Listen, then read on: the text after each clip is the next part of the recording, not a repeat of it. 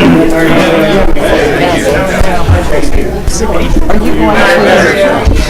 to announce tonight that that meeting in March is changing? It's the meeting on the 16th. It's going to be on the 17th. March 16th is going to become March 17th.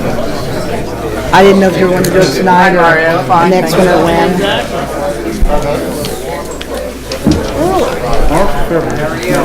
This is February, March. March.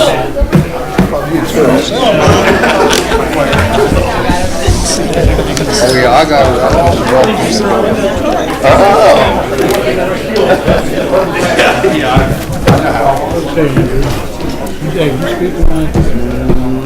One can only. I said, oh, didn't it? Rodeo? No. Wednesday? Yeah. Well, it's not on the agenda, but there's a big. It's not on the I think agenda. we got something on the 10th, and I found out I got a doctor's appointment. Oh, But I don't I know. think it's a loan committee. Is it at 6? I don't know. 5? He's got to break down two different types of leases. okay. I think it was just for information. Is he going to be here? No. Oh, not tonight. Oh, he's not. No, he's in. I think it's just He's information. at home with his children. Doctor for this. Don't turn 50. Yeah. Start falling apart. I feel like I already am. Ooh, after today, what I went through. I got everything figured out on the 93. We're good. I couldn't leave it rest. And we figured out the numbers match. Social Security, Medicare, and wages. What time did you leave down there? I think it was. Okay. I don't have anything on the minutes.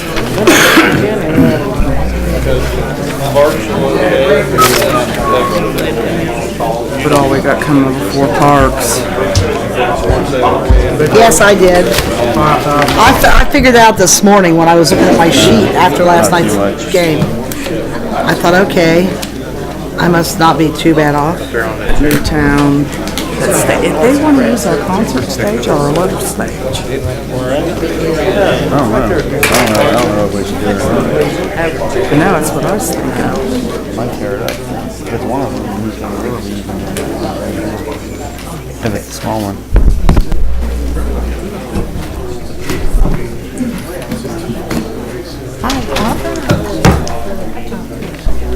For what? A full house. Yeah. I don't know. I didn't see him. I didn't look though either. So I can't tell. I'm sorry. That's all right. I didn't. Yeah.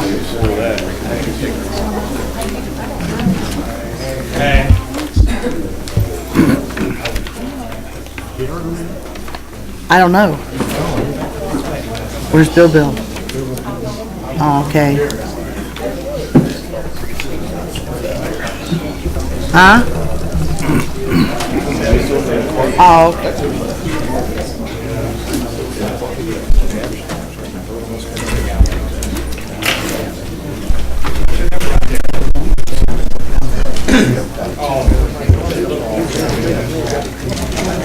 I don't know.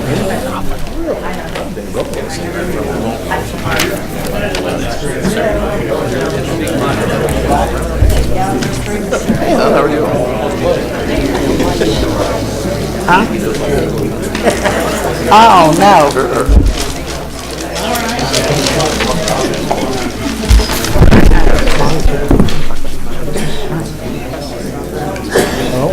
Yeah, no.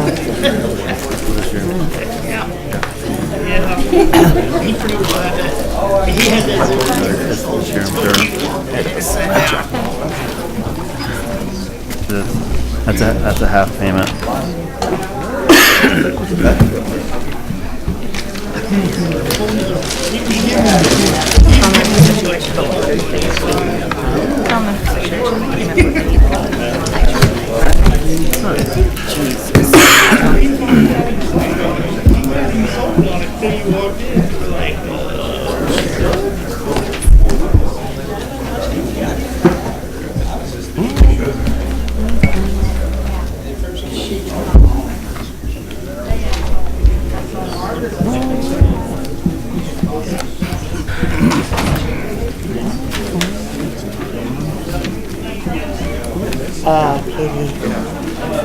I think lawn. I might be wrong, but that's what I tried. Start with that. Bill. I think that's why it's on his car. Unless the H is silent. That's what I thought too. And then Hey, what? Oh. Yeah.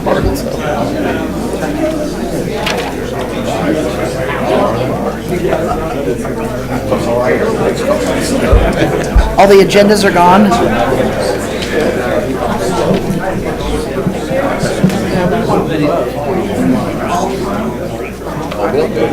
He's probably had those. who prints the agenda? I think Connie does. I'm not sure. Not me, I know that much. I think Connie doesn't put somebody down here. But there's a bigger crowd tonight than there's been for a while. Yeah, that's what I said. We can get a couple more, we'll be out of chair. Well, they can stand in the back then. Hard part about losing my mouth. You know that?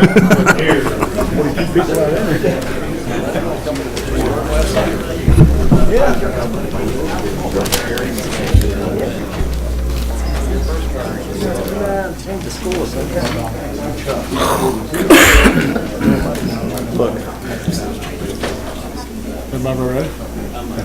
Everybody ready? There you are. Falls Parks meeting to order, please. Roll call. Excuse me, Jane Pope, Present. Aaron Cook. Here. Bill Bruner is absent. Mike Lawrence. Here. J.R. Holcraft is absent. Attorney Leslie Votaw. Here. Utility Director Olin Clausen, who is absent. Mayor Dennis Carr. Here. And myself. Any announcements? Hearing none, approved minutes of previous meeting. So moved. Second, Second. all in favor? Aye. Committee reports. None.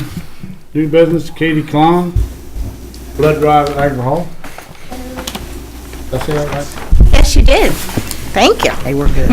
Hello. Just wanted to first thank you for letting us use Agner Hall for the blood drives that we've been doing. I included, I think, in your packet just the statistics of the blood drives that we've had there since we started, and wanted to graciously ask for the fees to be waived for 2015. I did get the blood drive dates booked for this year already, so wanted to check on that. Anything to board? I make a motion to go ahead and allow them to have their blood drives on the dates listed. Your second, Second. favor? Aye. Is that to waive the fees? And to waive the fees. Okay. Anybody opposed? Okay. Thank you very much. Go ahead, use of the town park. Yeah, I'm here representing the American Legion, and American Legion Riders, American Legion's family would like to use the Newtown Park on June 21st for a arts and crafts show, and we're also going to have a chicken cook-off and have open house at the Legion that day. All the money we make comes back to the community. Asking permission to use it on the 21st of June. Hearing the board. I'd like to make a motion to allow them the use of the Newtown Park. Your second, Second. all in favor? Aye. Thank you. Roy, we marked those dates down, didn't we? Or did I? Yeah. Okay, I just double checking. 21st June. Bill Richards and Jeff Bird, use of stage. I want to thank you guys for hearing me. My wife submitted some stuff to your office for an event we're putting on called Hope Fest. It's a night of worship. We're having a Grammy-nominated Christian band come in by the name of the Rhett Walker Band. It's going to be an all-day festival. The event will be open to all the neighboring counties, and we're just looking for the use of like a 16 by 24 stage. If you'd have one that we could use. I've looked around our area and couldn't find any. Somebody sent us in your guys' direction. This can be at Fairgrounds? No, it's going to be at Tyson Activity Center in Versailles, the old high school there. usually don't do that. I mean, they usually around town here, but they usually don't shove it out. That's not, Is there a small stage? We have one, but that'll be during music on the river though. Yeah. It's 8 to 16. I mean, it's. What they're hard to day, haul. what day, June 27th. what day of the week is that? It's a Saturday. They'd be tied up then. Saturday, Not on Saturday, On we use Saturday. it on Thursday. Thursday night. Well, they have to dismantle the stage to get it out though. They usually don't let them go out of town with it. They use it around town, but it's hard to haul. It's pretty good. You gotta have a piece of machinery taking it on and off. You can't carry it. Right. Sir, if I may, I'm kind of familiar. I've run several charity events here in town and Excuse used me, a your different name? stage. Jeff Byard. Byard. Okay. I was hired last year. I did the sound for Zombie Fest and the Dukes of Hazzards and things, Art Street Party, local fella. And I would offer the use, I've got a big box truck with my sound company, and would offer the use for that for transportation, if that's something that we could maybe come back to another meeting and give you some more particulars, if it'd be a possibility. How you gonna load it and unload it? That's the problem. This thing's heavy. And Probably forklift. We would have one on our end. I'm not sure about down here as far as putting it up. I know the one that we did with the Art Street Party, I'm not sure exactly what size that stage is. It seemed like it was a little larger than 8 by 16, but we were able to move that with my crew. so you'd dismantle and set it back up? Sure. Yeah. I'm donating all the free PA work for this same event, Yeah. so. What size you need? Well, 16 by 24 would be perfect, but we're flexible. Basically, what is it to Tyson with the stage the way it is, they have a basketball goal that's not retractable. And it blocks the view of any, So they wanted to set a stage on the floor of the Tyson gym right below that basketball goal, so it didn't distract from the view for the people sitting in the back. So there's going to be some older folks there, church people, and we wanted to try to kind of keep it as nice for them as we could. I mean, we could do some type of agreement, you know, that, they would, any liability would be on them as far as, you know, breaking it down, setting it back up, and the use of it. I mean, I don't really Well, see. probably, the city would break it down. City puts it all together over there. Okay. I mean, I don't see any problem as far as liability wise. I mean, we could set it, we could do some type of agreement as far as that goes. What about, if it was to be damaged, can that be put in an agreement that And you can be responsible? That's the reason they stopped doing this, because it was getting damaged. Right. I could stand for that. The reason why I say that is I have a sound crew that'll actually be doing this. I'm donating the whole deal for the day. And we do stages constantly. I did the sound for the Dillsboro Homecoming last year, which was on your big trailer stage and different ones. They're pretty familiar with how to handle different parts, and they know how I am about my equipment. So Leslie, you could include in the agreement liability if any damage, they'd have to reimburse the city. How is this set up as far as the Hope Fest committee? I mean, how are you guys, not for profit? I mean, how's? it's nonprofit. I mean, we're not actually set up as an organization or anything. Actually, I headed it up. I've got churches backing me, and I've went around getting sponsorship from local businesses. So there's really not an organization per se or anything, and we're not working for any profit or anything like that. Even the food's free. Yeah, I mean, it's a total free event for the community, so. Well, I mean, I guess, someone would have to sign the dotted line as far as, you Yeah. know, accepting liability on it, and responsible for any damages. Well, I mean, I'd be willing to sign that, because we'll probably have money actually left over, you know, from all the expenses and stuff we'll have, so, I mean, plus we have to take insurance out for the event that day anyway, so. So, I mean, yeah, as long as that was listed I would think on that would as be far as- covered maybe under, you know, I'd have to find out under any insurance policy we have, I so. mean, that would be your requirement, I guess, you know, Okay. as far as insurance. That's up to the board. What was the date on that? June 27th. There's nothing going on in the city, June 27th, party in the streets or anything like that? This is something that stopped years ago. The states were getting tore up, people using it. It's up to you guys, what you want to do.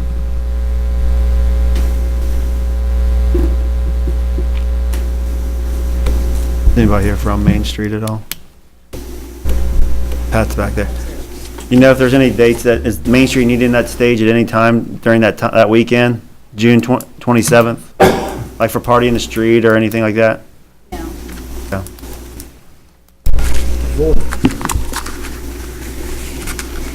For the type of event it is, I mean, I don't have a problem with allowing them to use it if they'll accept financial responsibility if they damage and they disassemble and assemble it back. I would make that motion. Pat's raising her hand back there. Oh, I don't know what stage you're talking about. I just. So the wooden stage used down here, Pat. Okay, we have the stage that is put up for Music on the River, and that's a big stage. That's like, what, 32 by 38 or something. That's put up at the beginning of the season, and it's never moved. Now, there are other stages that are those smaller ones that have moved around, like for Party in the Street and other events. So I don't know which stages you're talking about. That's what we're looking at, isn't it? Right, the one that we used at the Arch Street party and was like a 16 by 24 with a little drum riser on it. It was in sections. Yeah, and I don't know which one you had. I wasn't there, but, I mean, there's, that's certainly up to the city, but I just wanted to distinguish between the stage that we have over there and then those smaller ones that actually move around more for different events. Appreciate that. Okay. Yeah, that big one would be way too large anyway for in the gym. We're just basically wanting to make it a little bit up off the I don't floors. think we have enough to do this. We'd have to take a couple big ones. We don't have enough to do the 16, 24. I mean, if you want to table it and we can check in to see exactly what it is that we're. You got a while. I mean, Yeah, we've got a while. We just want to come down. We're new, we're rookies. Yeah. So we wanted to come down and find out how everything worked. And So what was the diameters again? 16 to 24. That's just a rough I'll check in the morning. size. Pat, would that be the one that's close that you use on Winterfest when Santa Claus comes to town with the parade? Coral. There's a couple sections of that. That's what we use for that. I don't think Santa Claus. Carl, you got something? Yeah, we don't want to take the one that we set up for these tents and stuff. That's inspected one time. Well, I mean, it can't tear it down. Right, that, we wouldn't want to use that. No, we don't want that one. It's the other section. That one Music on the River stays, or we have to have it inspected every time. Right. Let's check in the morning, see what we got. I don't think we've got that, but we'll find out.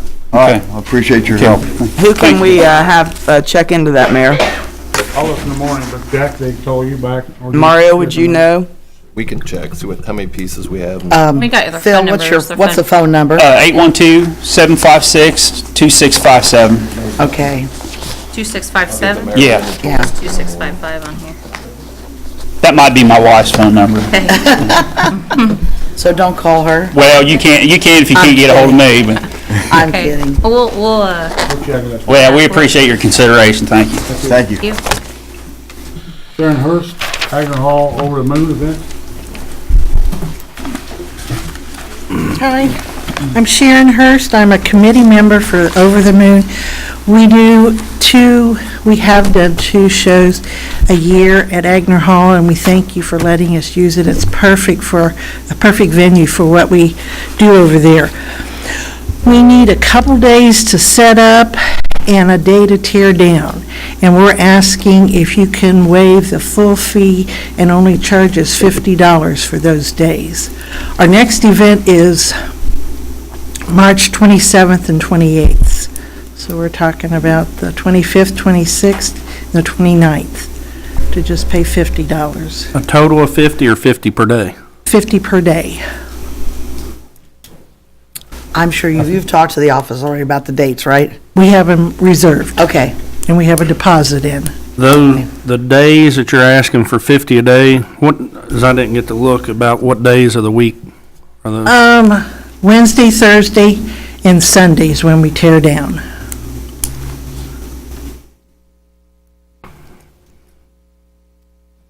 And you're paying the full price for the other days? The 2 days that they're actually doing the show. The actual show we do. So it's just the $50 for the setup and tear down. Yeah, that's what we did last year too.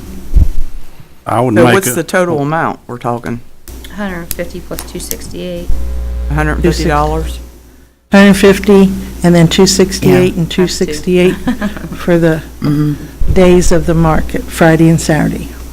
Basically, they want to pay $50 for when they're setting up for it, for the show, and then $268 per day while the show's going on, and then on Sunday to tear it down is $50 a day. So Are you a nonprofit, or is this for profit, or? It's not for profit, we don't have a 501c3.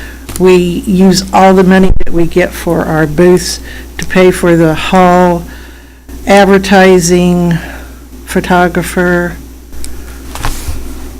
What else? We use all the money. We don't make money on it. We only charge $75 a 10 by 10 booth. We think we get about 3,000 people coming to the show.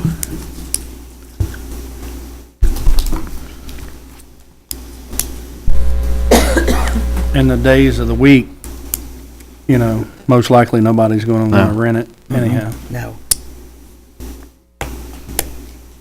I would make a motion to accept $50 per day for the setup and tear down days of the 25th, the 26th, and the 29th, as long as the 27th and 28th is full price. For a second, Second. all in favor? Aye. Thank you.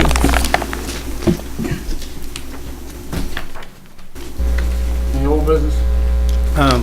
I'd just like to ask again about, has anything happened with the motorcycle track and LCD? No. Yeah, like I told you the last time, Mr. Butler informed me that there wouldn't be anything done with that until the whole thing with what's on the agenda tonight is worked out. Yeah. So. Thank you. Okay, review and discuss claims board approval. So moved. Second, Second. all in favor? Aye. Motion adjourned. So moved. Second, Second. all in favor? Aye. Aye.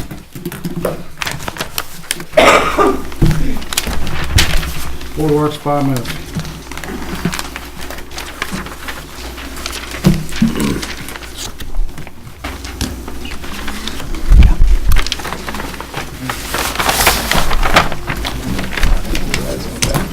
Oh, what did I do with that?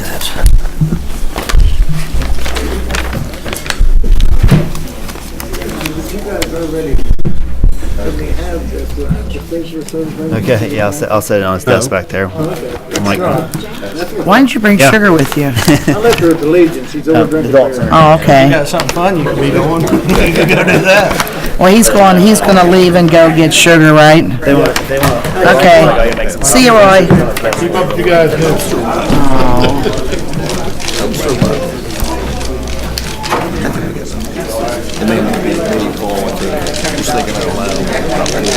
Oh, there it is, okay.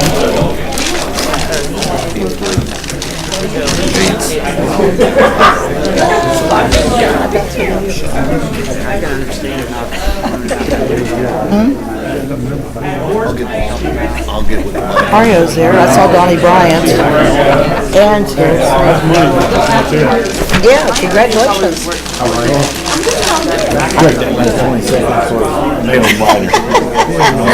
I know, I watched the last whatever time. And cause I thought when they started out, I thought the Patriots were gonna get beat. Yeah. I didn't even know whose numbers were what. And I'm just sitting there and I'm thinking, come on, you guys, if you really want this, you've gotta do it now. Yeah. It was a good game. Yeah, it was. I watched more than I thought I would.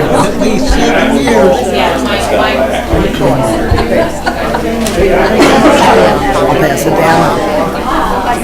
Well, maybe. I'll give it to him when he comes back. What is that? You got the agenda in front of you?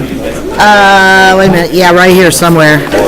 Yeah, there, hon. I thought it ended. That's Lewis and Kappas. That's that one lobbyist it used to be Jewel DeBonis, and now it's John Bond. 24,000 is our part of the contract with the county. So I guess we'll approve it and pass it on to council for favorable. I think so. I don't know if you have to pass it to council or not.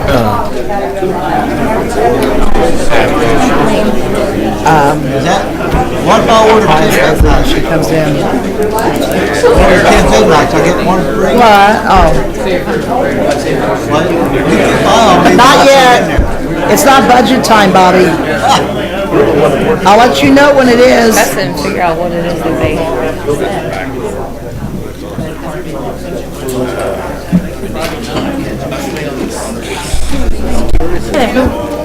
Big letter.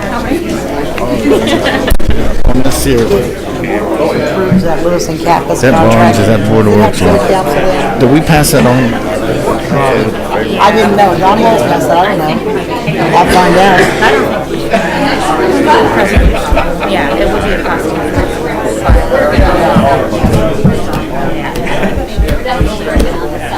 Hey, Leslie, pass that down to Mario, please.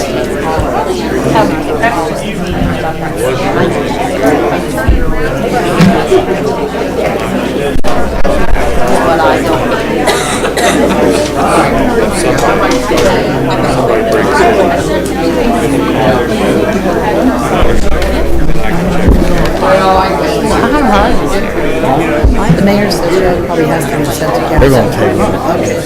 They're gonna what? Table it, I believe. Oh, I don't know, whatever. That's what she thinks.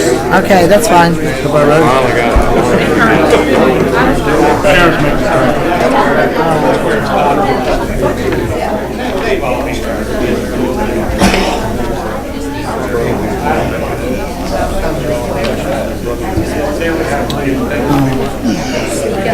She was laughing at me. Did you see me trying to get out of that car? It's Jay Otter's car and he's got my Utah. I can't get in that one. I thought you heard me moaning. No. I'm ready, y'all. Yeah. South Board of West meeting order. Roll call, please. Member Donnie Bryant. Present. Member Aaron Cook. Here. Member Bill Bruner is absent. Member Mario Todd. Here. Mayor Dennis Carr. Assistant Police Chief Mike Lanning. Here. Fire Chief Johnny Tremaine. Here. EMS Director Bobby Mills. Here. Attorney Leslie Votaw. Here. Utility Director Olin Clausen is absent. And myself. Any announcements? I do have one announcement. I handed out a handout to pretty much everybody, I think, but on Wednesday, February 4th at 2015 at 6 p.m. at the Ivy Tech Riverfront, there'll be a product demonstration informational session on the proposed law enforcement software change by Spillman. We did meet the county, Lawrenceburg, Greendale, and Aurora. I think it's Josh Darty. Sorry about that. This is Jeff Darty. We all met, and they wanted a time where everyone could meet. I did have Jackie go ahead and post it as a special meeting of council. I understand, though, that we have already received this presentation as Lawrenceburg back when, in December, when we signed the conditional contract on it. So I just wanted to make sure you guys were aware, and hopefully, you know, if you can attend, that would be great. Okay. The March 16th meeting will go to March 17th because they were all for the President's Day. No, not March. February. Oh, right? February? February. March is legislation February. day. February. February 17th instead of the 16th because of President's Day. Okay, we'll go to February. Any more announcements? Hearing none, approve the board minutes, previous meeting. I'd so move. Second? I have to abstain, I wasn't there. Second. All in favor? Aye. Against? Committee reports. Fire Department Chief John Tremaine. Everybody should have a copy of the runs for January. We had 64 total for the month. Pretty high month for us. Also, we did, last week, Wednesday was the start of the Fire Instructors Conference. Light-bird transferring, everything went well. Kind of fell out for 2 days of illness.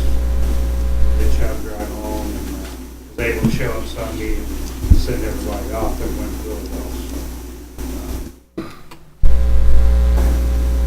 Police Department. The only thing I got, Mayor, is I'd like to advise the board that Chief Honnefeld is going to be on vacation for the next 2 weeks. So if any questions or concerns aimed toward the police department, please feel free to contact me, because he'll be on vacation for the next 2 weeks. Okay. EMS department, Bobby Mills. Yeah, just let the board know that the county contract is due, and city attorney is looking at that. She's going to bring that up tonight. That's all I have. Thank you. New business, Jackie Stutz, interlocal, for Lewis and Cap. I have the interlocal agreement for consulting services with Lewis and Kappas. The city's portion is $24,000 per year, which we pay to the county. And I need to know if we're approving this tonight or what we're doing. One of the things that needed, Jackie, and I didn't realize this was on here until this afternoon, the resolution, there has to be a resolution if we do an interlocal, and that would be with council. The other thing is, we need clarification from this board and then also from council. This is for lobbying efforts. And we have also retained Bingham, Greenbaum and Dole for lobbying efforts. My understanding last year was that we were going to continue with Lewis and Kappas and BGD for the year 2014, because we hadn't let anybody know that we weren't going to. And then for the year 2015, we weren't going to do this again. So, yeah, I just need a direction or comments or recollections from this board, if any, on that. I recommend we table it till cut it all together. Second. All in favor? Aye. Lester Holt, Dearborn Plaza. Leslie Boltar, There was a recommendation from the redevelopment commission to this board. That recommendation, and help me out if I'm wrong here, Mr. Cook or Mr. Todd, that the building at Dearborn Plaza be fenced. And I think the reasoning being, it is already deemed unsafe. That determination is on appeal right now.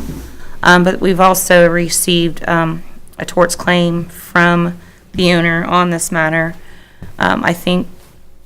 If you can speak to that more as far as the safety concerns. I think Carl actually contacted the owner last week about the fencing. which building? Dearborn Plaza. Plaza, about placing the temporary fencing up. I had a text message come back on Friday. I thought it'd be best to give them an opportunity to put their own fence up. And I believe it says, barring a snowstorm, they would start on it Monday, which would be today. We don't have any snow and we don't have any fence, so I'll text her first thing in the morning. And if you can iterate to the board what you talked about, the redevelopment, we have the right under the unsafe building ordinance to require this, correct? Oh, yeah. Okay. And we can do it and charge them if they don't do it, correct? Yes, I thought I would give them the chance. I talked to Joe, and he thought it was a good idea to give them a chance to do it themselves first. So we're just gonna put it on hold, I guess, until we... Well, I guess you all need to make the decision to go ahead forward with that. You know what I'm saying? This was just a recommendation from the redevelopment commission. They really don't have the authority under the Unsafe Building Act. So we probably we do need a vote from this board to proceed with that. I'd so move to give them the rest of the week to get it fenced. If not, Carl to go ahead and have it fenced. Second that. All in favor? Aye. I'm texting her right now to see what she says. Okay. Interlocal agreement, resolution, LERU. This is for your review and recommendation to City Council. It is the normal agreement that we do with the Dearborn County regarding the EMS services. The only change from last year is the dates. So It still is the $40,000 for 2 units per year.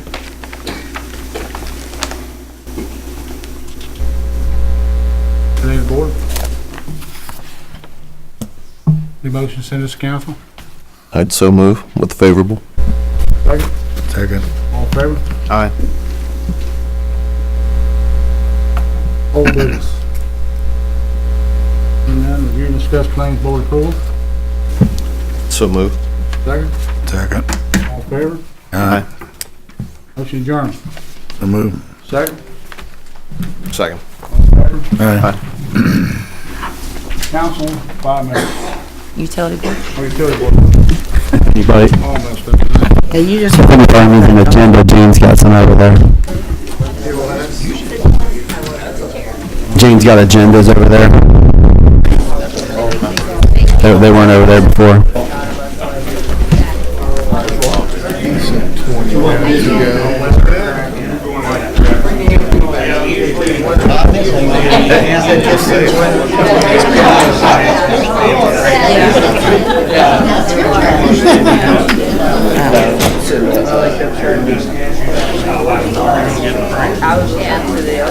I don't think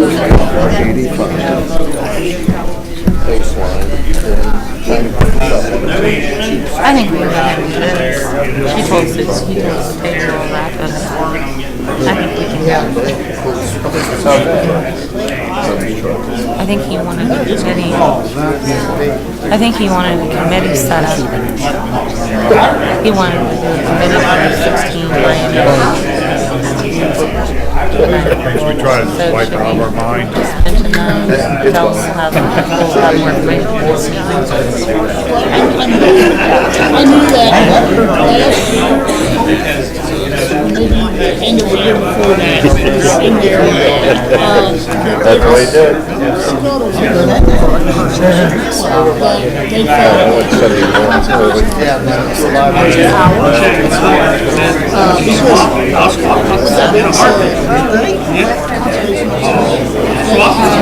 They found suspicion. Yeah, he said you're quite too. On 8 o'clock on Monday.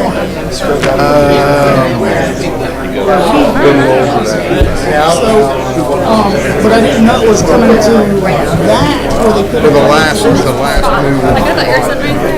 But it was just barely under. That was a few years back. My other question is,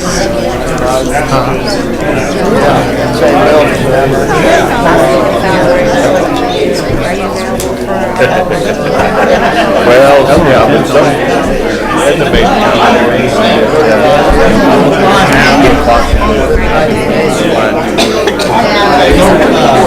So if you text me a date, I will.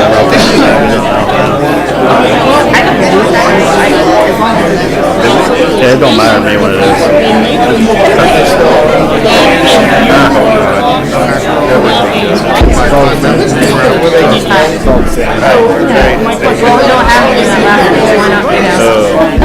February? So, where's JR?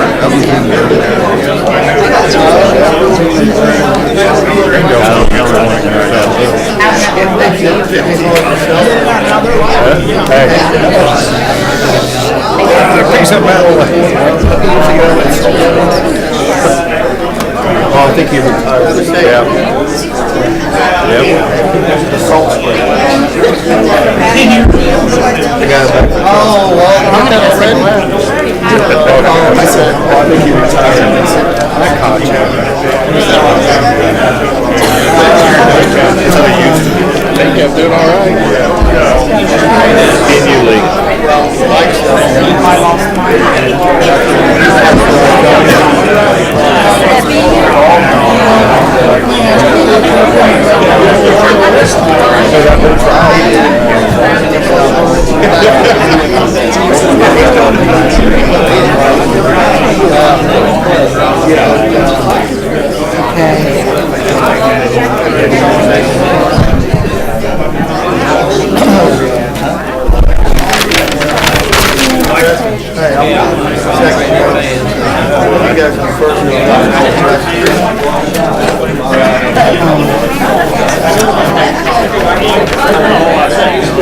yes.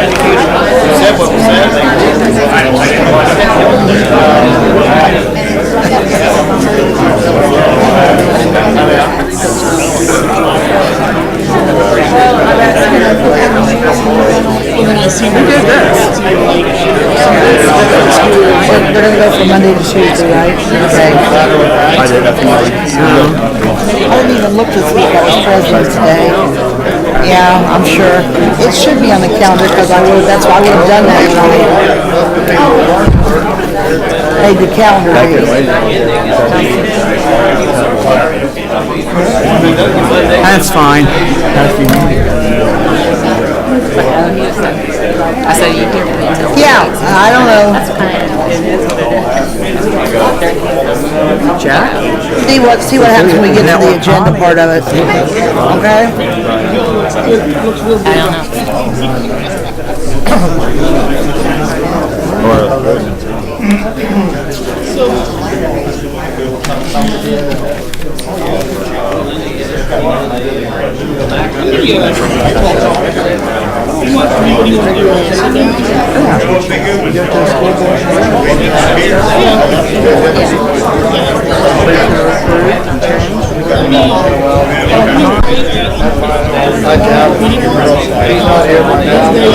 No, we're talking about events.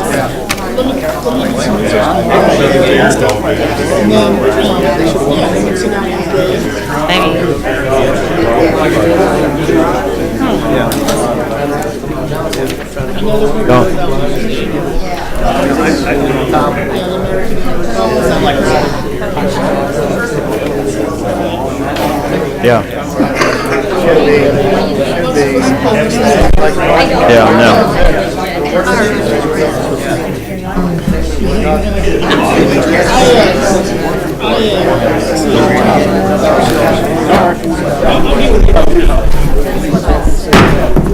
Utility board, roll call, please. Member Jane Pope. Present. Member Aaron Cook. Here. Member Bill Bruner, he's absent. Member Mike Lawrence. Here. Member J.R. Holcraft, who's also absent. Attorney Leslie Votaw. Here. Utility Director Olin Clausen, who is also absent. President Mayor Carr. Here. And myself. Any announcements? Any approved minutes, privilege meeting? Actually, the mayor, I think there are two different ones. It's the regular meeting and then we had a. There was a special meeting. Let's see. That was on the 26th. Yeah, I don't. Okay, want to approve the first provisional meeting? So moved. Second? Second. All in favor? Aye. Okay, this is special meeting. So moved. Second? Second. All in favor? Aye. Committee reports, Owen's not here. New business, need appointment from this board to put Owen on IMPA board. And actually, it will go resolution to council, but this was, we put it on this one to, for their consideration to pass it on to council. So moved. Second? Second. All in favor? Aye. Mr. Clausen asked that we had tabled the next couple items. However, I do think as far as the write-off of the outstanding checks you have in there, they are from 2012, the amount of $288.74. I don't see any reason why we can't decide that. Yeah. I move that we write off the outstanding checks. Second? Second. All in favor? Aye. Opposed? I'll just want to sign that, I'll make sure I get that. Have you got it for signatures, Leslie? Yeah. Okay. The 2016 Lyman Rodeo Annual Conference, Owen's making a committee up, he'll get back to the next meeting on what he's gonna do with it. And they're actually going to host it here, correct? Yeah. Right. Yes, It's a pretty big event. so. Where will we hold it at? Fairgrounds. But I only know that because I asked him, last week when he came over and talked to me about it. I asked him, I said, okay, where are we gonna do this at? He said Fairgrounds. I think he's still getting more together. Yeah. We just need a motion to table that. Motion table, So moved. second, Second. all in favor? Aye. Old business. Hearing none, review, discuss claims, board approval. So moved. Second, Second. all in favor? Aye. Motion adjourned. Wait a minute. Wait a minute, whoa, slow down. I have one other check that didn't get on your list. It's a project, it's contract A and B for TT maintenance and construction for $59,000 that I would like to get you to approve tonight. It was laying on my desk and I overlooked it until I went out and Brittany said it's too late to get on the thing. So I would like you guys to approve it. It's a bid that was awarded and it's a contract thing. And there shouldn't be any problem in paying it or approving it. Utility? Is this, Is it utility related? Yeah, it's utility. is this a job completed, or is this a deposit, or? I don't know. No, he's been working on it. He's gotten money before. I don't know if this is the end of it. It could be, but it may not be. But it's a payment for work that he's done. It's estimate number 8 and 9. The work has been done. The work has been done, yeah. Okay. Is that correct? So moved. Second, Second. all in favor? Aye. And the other thing is, we did tell the public that the rates ordinance would be, the utility rates ordinance would be on the agenda tonight. There's been basically an issue with AEP, and we did pull it from the agenda due to that. We do plan to possibly re-advertise and get it in the, for the March 2nd meeting with the time limit. I'm not sure. We'll try to get it for the 17th, but if time doesn't allow, then we will get it on the March 2nd. But I wanted to let everyone know, because on 26th, we told you that it would be on the agenda again, so just wanted to let you know. Okay, motion adjourned. So moved. Second, Second. all in favor? Aye.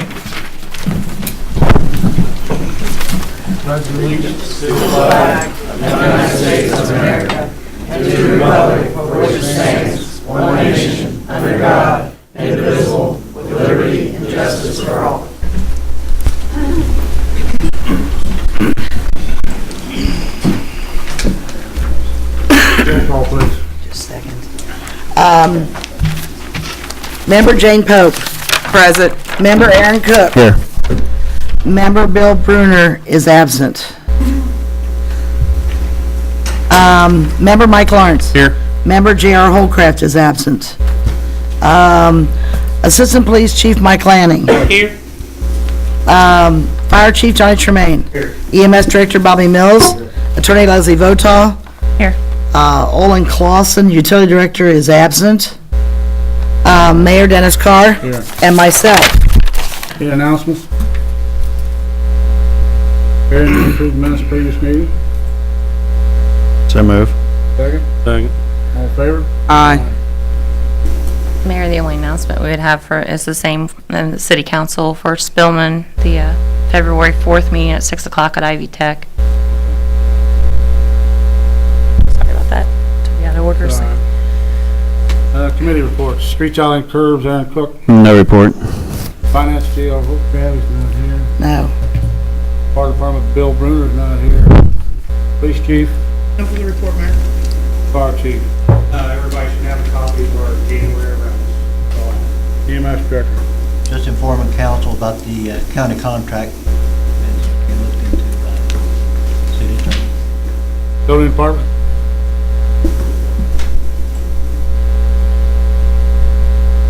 New business.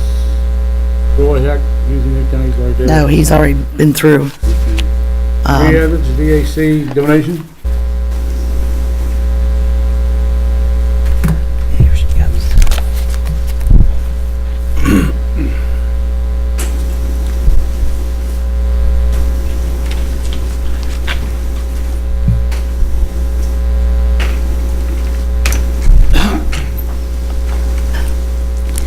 Marie Edwards, Executive Director, Dearborn Adult Center, and Martha Bass, one of our founding members.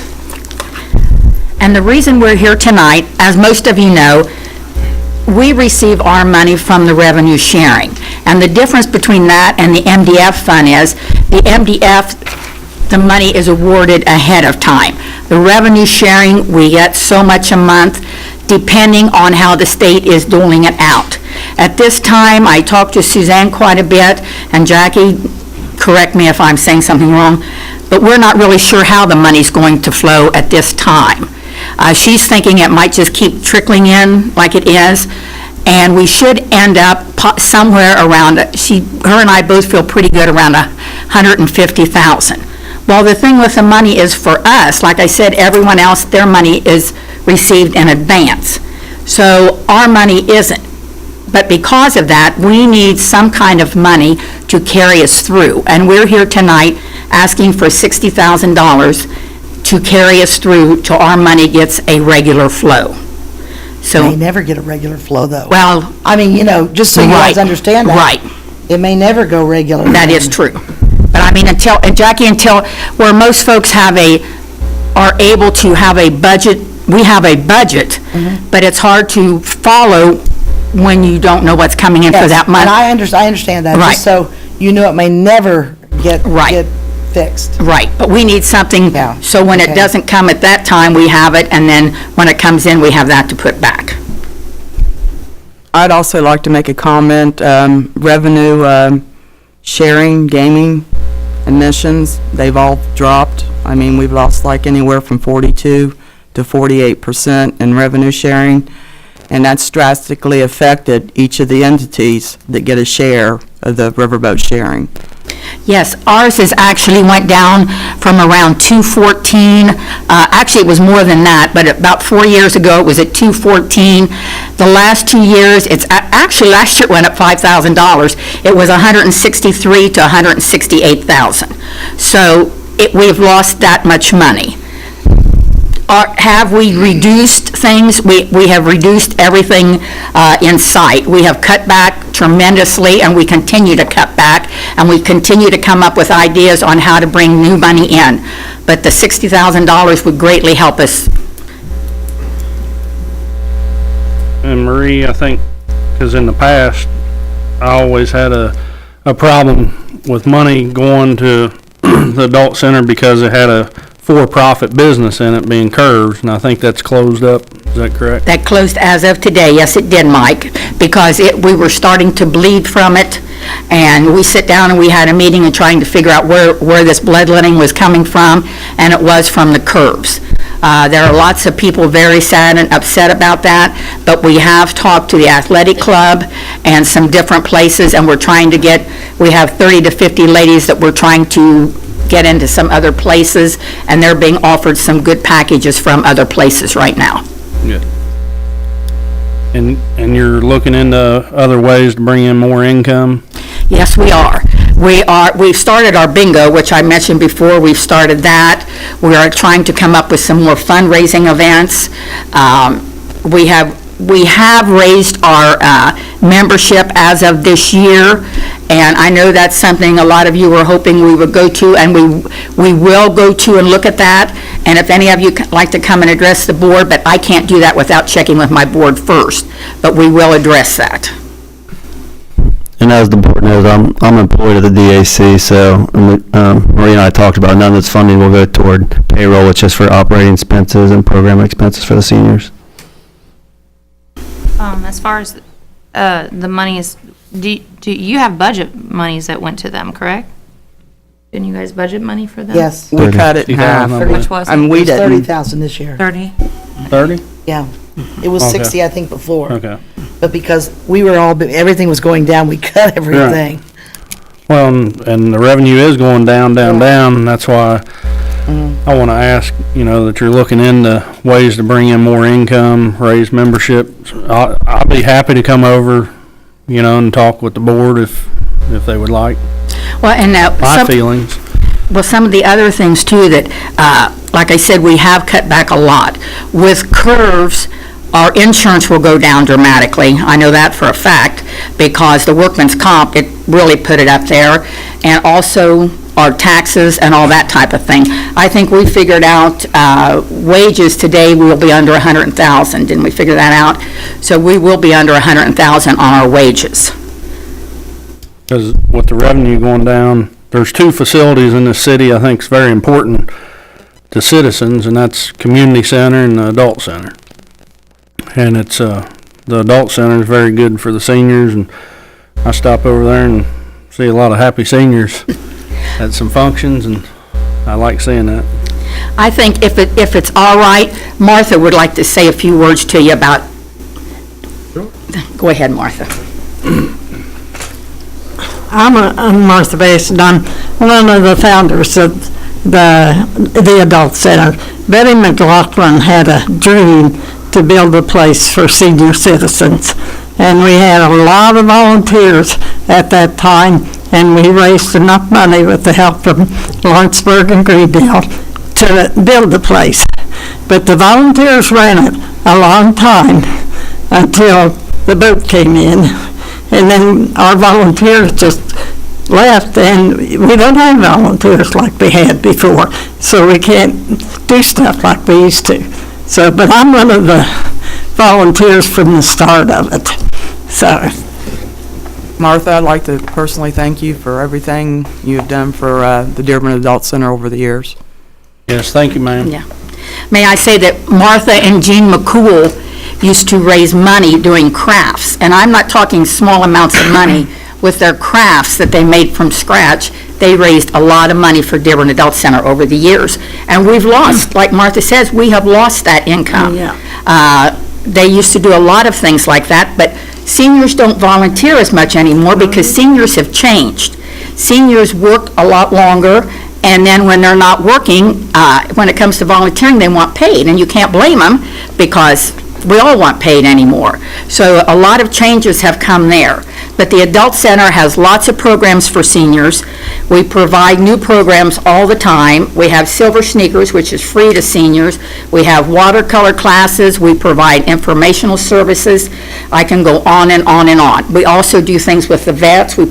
And we provide a lot of free space for like AA, Challenge to Change, all those type of programs, and for the local nonprofits which can't afford another place.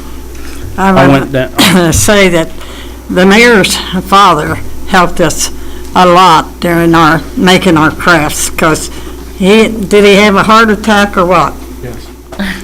And he cut out the angels for us so we could make angels to sell to help run the place. I didn't know that. I didn't know that. Well, I stopped down for the special ceremony there you had in dinner for Captain Bill, which had passed away, World War II veteran, and he was a dandy if nobody got to meet him. I really enjoyed him, but that was a very nice program. And one of our board members right now, I think all of you know Luther Rice, who is suffering from ALS, and it's a big loss, but that's the bad part of our type of our organization. But the good thing is I've had the honor of working with a lot of really special people and continue to have that. And unless you're down there and are around the seniors, you don't know how important it is to these people in this community, because it's their outlet, it's their place they go. So we are here tonight to ask for $60,000, and just asking. I would like to make a motion. I would like to make a motion for $30,000, and we revisit it in June, and you bring back to us and show us what changes you've made, you've increased memberships, what you've put in place to try to increase income. Because, the revenue is declining, which, like I said, there's 2 facilities I think is very important that we need to keep going for our citizens. And it's not only the citizens, of Lawrenceburg, it's the county, that's very important. And, but Lawrenceburg's not always gonna be able to fund it completely or whatever. And I just wanna see that something's been put in place to try to increase the income. And I understand that, and we would be more than willing to do that, but would there be any criteria? Is there a certain number we have to hit or any? I just want to know up front. I would just like to see it's going the right direction. Okay, that's fair. Mike, I got a comment on that. Instead of her coming back, and would it be okay if she submitted a letter to council Long with as- documentation. As long as all the documentation's with it, I mean, she doesn't want to be here in person, that's completely fine. It's not that I don't want to be here. Yeah. It's just. Well, I mean, I know time's hard to come by. It's just I don't too. want to be here. No. Well, I'm thinking about Martha and the other Yeah. seniors that came out Yeah. tonight. Well, yeah, I'd just like to see documentation. Nobody has to be here if they don't want to be or can't be, and. Yeah, and it's just, and I have to admit to you guys, sometimes we feel like we're held to a little, our standards that you guys demand from us are a little bit more than from anybody else, I'll be quite honest. I shouldn't say that, but I do feel that way because a lot of other organizations don't have to jump through as many hoops as we do. Well, in my opinion, in the future, there's gonna be a lot of organizations that won't be getting funding because of revenues, but that's my opinion. Or they'll all be jumping. Oh, they all be jumping, okay, Jackie. But no, if that's council's wishes, we have no problem with that. It's just a tough, Yeah. situation that's facing everybody here. Then that's fair. I just wanted to be treated the same as everybody else. Thank you, Mike. And Marie, one more time, this is only for operating expenses and program expenses, not for payroll, correct? Correct. Okay. And we need to look at her utility bill. I think she's being overcharged, her building's being overcharged for a utility that's not actually, should be considered part of the Dearborn Adult Center, such as the 2 bathrooms in the back that are attached to the adult center, that are public restrooms to the skate park. I think there's some security lighting that's probably on their electric bill that shouldn't be there. And we were gonna discuss that with Olin when we get a chance. So that could help decrease some of the. Can we ask that that's on the next agenda for the utility board meeting, next utility board meeting? That's fine with me. Discuss it with, Olin, and he may need to go over there and take a look at how the meters are set up, because I've only seen one meter, I don't see separate meters for the different facilities. Well, if we could ask for that to be on the next agenda. Connie, do you have it down on the next agenda? Call me and I'll tell her. Mike, you want to put that in the form of a motion? Already did. Second. All in favor? Aye. Opposed? Thank you very much. Thank you. I gotta get 30,000. Thank your dad for the angels. And, hold on, let me redo add to my motion, 30,000 from city marketing. Okay, Second. okay. All in favor? Aye. All against? Thank you. I'm sorry, Jackie. Well, that's forgot okay. that. No, because I'm thinking, she's gonna call me and want that money, and where am I gonna take it from? No big deal. That's the Votal lease agreement. Actually, this is the term sheet for interlocal cooperation agreement between among the City of Lawrenceburg and the Lawrenceburg Conservancy District. We put this in your packets. This is what Attorney Champion and Secuso, they did come down and talk to you during an executive session. This is what they put together. This is what they're recommending, how this funding be accomplished. One of the big things was that with the new laws concerning development agreements, this type of agreement, the agreement proposed by Mr. Butler previously was changing the lease, and that was a part of our development agreement with Penn National. The main thing that Mr. Champion and Mr. Secuso explained was that the laws now in place do not allow for the city to fund operations of an entity. The main thrust of those laws are that interlocal agreements can be made for infrastructure and for economic development. When also, interlocal cooperation agreement also gives us sufficient oversight. The main thrust of all of these negotiations we had a meeting on the 6th of January with Mr. Butler, Mr. Laurie, and Mr. Seymour. And, you know, if it is for operations, then these attorneys believe that the Gaming Commission will take an interest and will come down and, well, you know, the Gaming Commission's involvement is never a good thing with any development agreements, because they can basically open up our development agreement completely. That's their fear. Can I ask a question? You said that the city cannot fund anybody's operations. As far as in connection with the operations is what the Gaming Commission would be looking at. Only the LCD? Well, I mean, as far as how Mr. Butler went about this was to do the lease agreement. This is an alternative to that.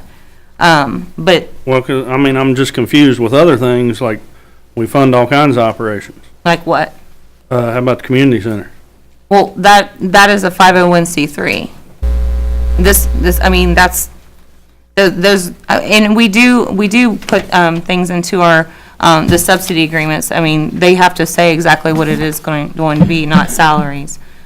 That is what this, They I don't mean, pay you are. any salaries out of, I'm sorry? community center don't pay any salaries out of their I'm not sure. $600,000 they get? That's a 501c3, Mike. That's a different entity that we're giving to, just like the donation we just gave to the DAC. This isn't a donation. I mean, the whole thrust of the meetings that we had were to make funds available for the levy certification.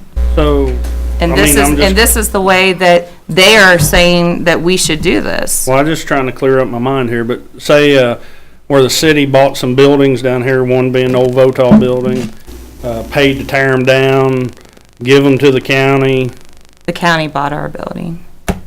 but the city paid to tear them down. Isn't that operations? I'm not sure about that, Mike. What I we're mean, 'cause talking there's a about lot is of with operations the and different Lawrenceburg things. Conservancy District. But I'm trying to clear something up. Well, if you had, Operations if is you had attended operations. the executive session, you Ma'am, could have I was asked. sick for a month. I understand Okay? that, but I mean, that's where these questions are coming from. If you, Not now. No, I'm kidding. I'm just asking questions because, I mean, I've listened to what you said, so I have some questions I thought I was entitled to ask, but seems like, I guess maybe I shouldn't be asking. Sorry. Mike, like I said, they did come down for an executive session and gave us their opinion. I do think that the levy project is what we're all trying to help fund. Now, this term sheet was given to the Lawrenceburg Conservancy District at their last meeting. They did notice this as a public meeting, so they could all be here if they needed to. Front page of the paper. Yeah. And so the purpose, I mean, and this is how this whole thing was sold as far as giving money to the Lawrenceburg Conservancy District, was to help fund the levy project. And this does give the amount of 1.1 million per year for the duration of the agreement to fund the levy project. There would be a joint board where we would have people on the board, they would have people on the board to make sure that everything is being budgeted and being done. The LCD would continue to hold the landed issue with respect to the levy project. But there's checks and balances here. There's transparency. It's an orderly fashion on how this could happen. There would be cooperation, obviously, between the city of Lawrenceburg and Lawrenceburg Conservancy District. And it's going to resolve the all of the citizens' concerns concerning the recertification. So, I know you guys are here to speak if you'd like, and I'd be fine if you'd like to do that, Mayor.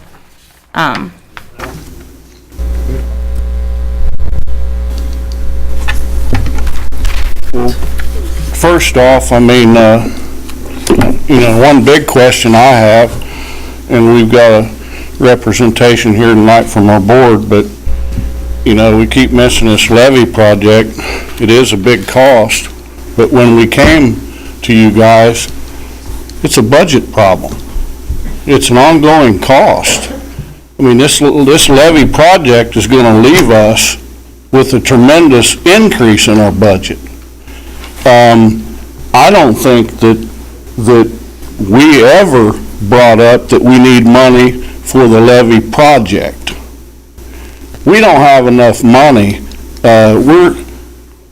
We go in the hole every year. We're working in the red.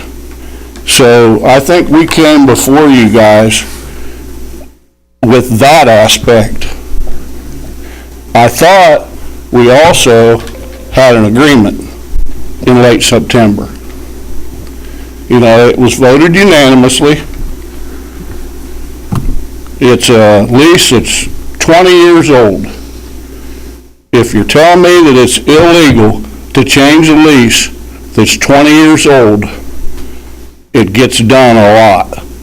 You can't tell me that a 20-year-old lease is good in today's world. So the whole argument that the lease is void, is that where you're coming from? I am here to tell you we need more money to take care of this town. And if the 1.1 million per year for 10 years, which would be over, what is that, $10.9 million, I'm not sure. But anyway, $1.1 million for 10 years to help fund the levy project. There you go. You just mentioned it again, to help fund the levy project. That's not why we came. Okay. We've got. But you can use the money that you have in reserves to help with your operations. You have, what is the amount that you have in We reserves? have $36 to $38 million in a bank. And why wouldn't you be able to use that money to run your operations? That's my whole point. We're a group of guys that's sitting over there, not looking at tomorrow, not looking at the next day. We're looking out 10, 15 years. I wish that was done quite a bit more around here. We will be broke in 12 to 15 years. Now, if that's okay with everybody that is sitting up here taking care of this town, I guess that's going to be fine. But guys, I'm a property owner, I'm a business person, you guys are too, and we got to secure and look out for this city. We have to. And how would this not address that, is my question. I mean, you're talking about the city giving you $10 million to do the levy project. And saying that you can do your operations out of the funds that you have in your banks. That levy that we were handed, I hope you guys didn't pay for that. That was bad. And I would like to say that this agreement proposal, I can tell you it's false by saying that levy's been decertified. Yeah. Because it's been told to us several times in these meetings, it has not been decertified. Well, it's right in this agreement. But it says it was decertified. What is the process right now? What is the status of that? Well, we haven't heard from the. I've got guys here. In all honesty, this board we have is man, we got a lot of thought going on here. Ain't nobody here wants to do nothing bad to the city. But that agreement that was put before us set us back. And I don't know how. I've got some fellas here. And if one of them guys want to speak, I want them to come up, because I don't want to say everything. But guys, you guys look this agreement over. There's a line in there, and some of you guys out here in the audience have that says the city of Lawrenceburg can pull out of the agreement anytime it wants. Who in their right mind would sign That something was the like subject that? to appropriation language that Mr. Butler wanted. But that's not anywhere on The that. subject to appropriation, the subject to appropriation language does give the city the right to get out of it, because if they don't appropriate the money, then, Exactly. Okay, If you so- guys don't get any money, we don't get any money. exactly, and that's, I think, I mean, I didn't. I don't think that says that. Okay, well, that is how the city would be able to unilaterally withdraw from the contract. I mean, these are just terms, this is not the actual agreement. I believe that's, from my conversations with those attorneys, that's what they're talking about. I mean, we're not here tonight to have a mental conversation with the attorneys. I'm not gonna win that. But I am here to ask the council, which I thought had a unanimous vote to do this, On September the 17th, 2014. to please consider this, because I don't know that there's anything since I've been around that's been more important to this city. And if it's okay with, 12, 15 years from now, us, going broke over there, and personally, I think they do a pretty good job. And Olin said it best at the last meeting. It ain't got nothing to do with what I've been doing. We've made some mistakes, but the working crew over there gets a lot done. They take care of business. I think we're on track on this program. I've been dealing with Mike and Mario now for 6 years. I got no problem with coming in here and giving you guys a full report on this as often as you want. But somehow or another, this thing has to get settled. I just think it has to. If there were some terms that you guys didn't like in that last, money-wise, we need to bring it up, but that agreement, I'd like I'd you to say stand something up. real quick. First of all, this agreement has nothing to do with what we voted on that night. It has, The the only money thing that's was- not in there is the 3%, Jane. And we You went wanted from- to give 1.1. No, We and we got a went board from and. It was 1.1 with, we're not talking about, you're still gonna receive the $500,000 rent that you get from the Okay, all right. development. So this is this is in addition to the rent. So the only thing that's not in here is the 3%. And also a board being created and an escrow fund and all kinds of other things that we had Well, the nothing to board- do. And I want to ask one question. And it was even said in that meeting, they talked about operations. I want written legal opinion, which I've asked for numerous times on different things, I've never gotten it. But on this subject, if it is illegal to give them money for their operation, I would like to see that in writing.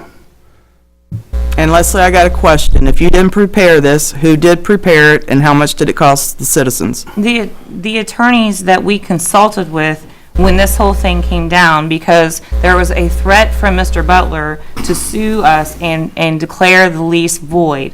The lease is part of our development agreement, which would then jeopardize the city and everyone else of losing the money. Completely. So why would you put us in a situation to do that? That is not, this is not the situation. This is the situation to avoid that. Because if we delve into that lease agreement, then that's when the lease agreement, changing that development agreement is what they're advising against. By breaking your agreement with what we agreed upon, both boards, you're in breach. You're putting us in a situation where we could get, where the lease could be broken, which would be devastating to the whole If you remember, city. Jane, at that meeting, Mr. Butler and I had conversations on how this was going to be done. The vote is here.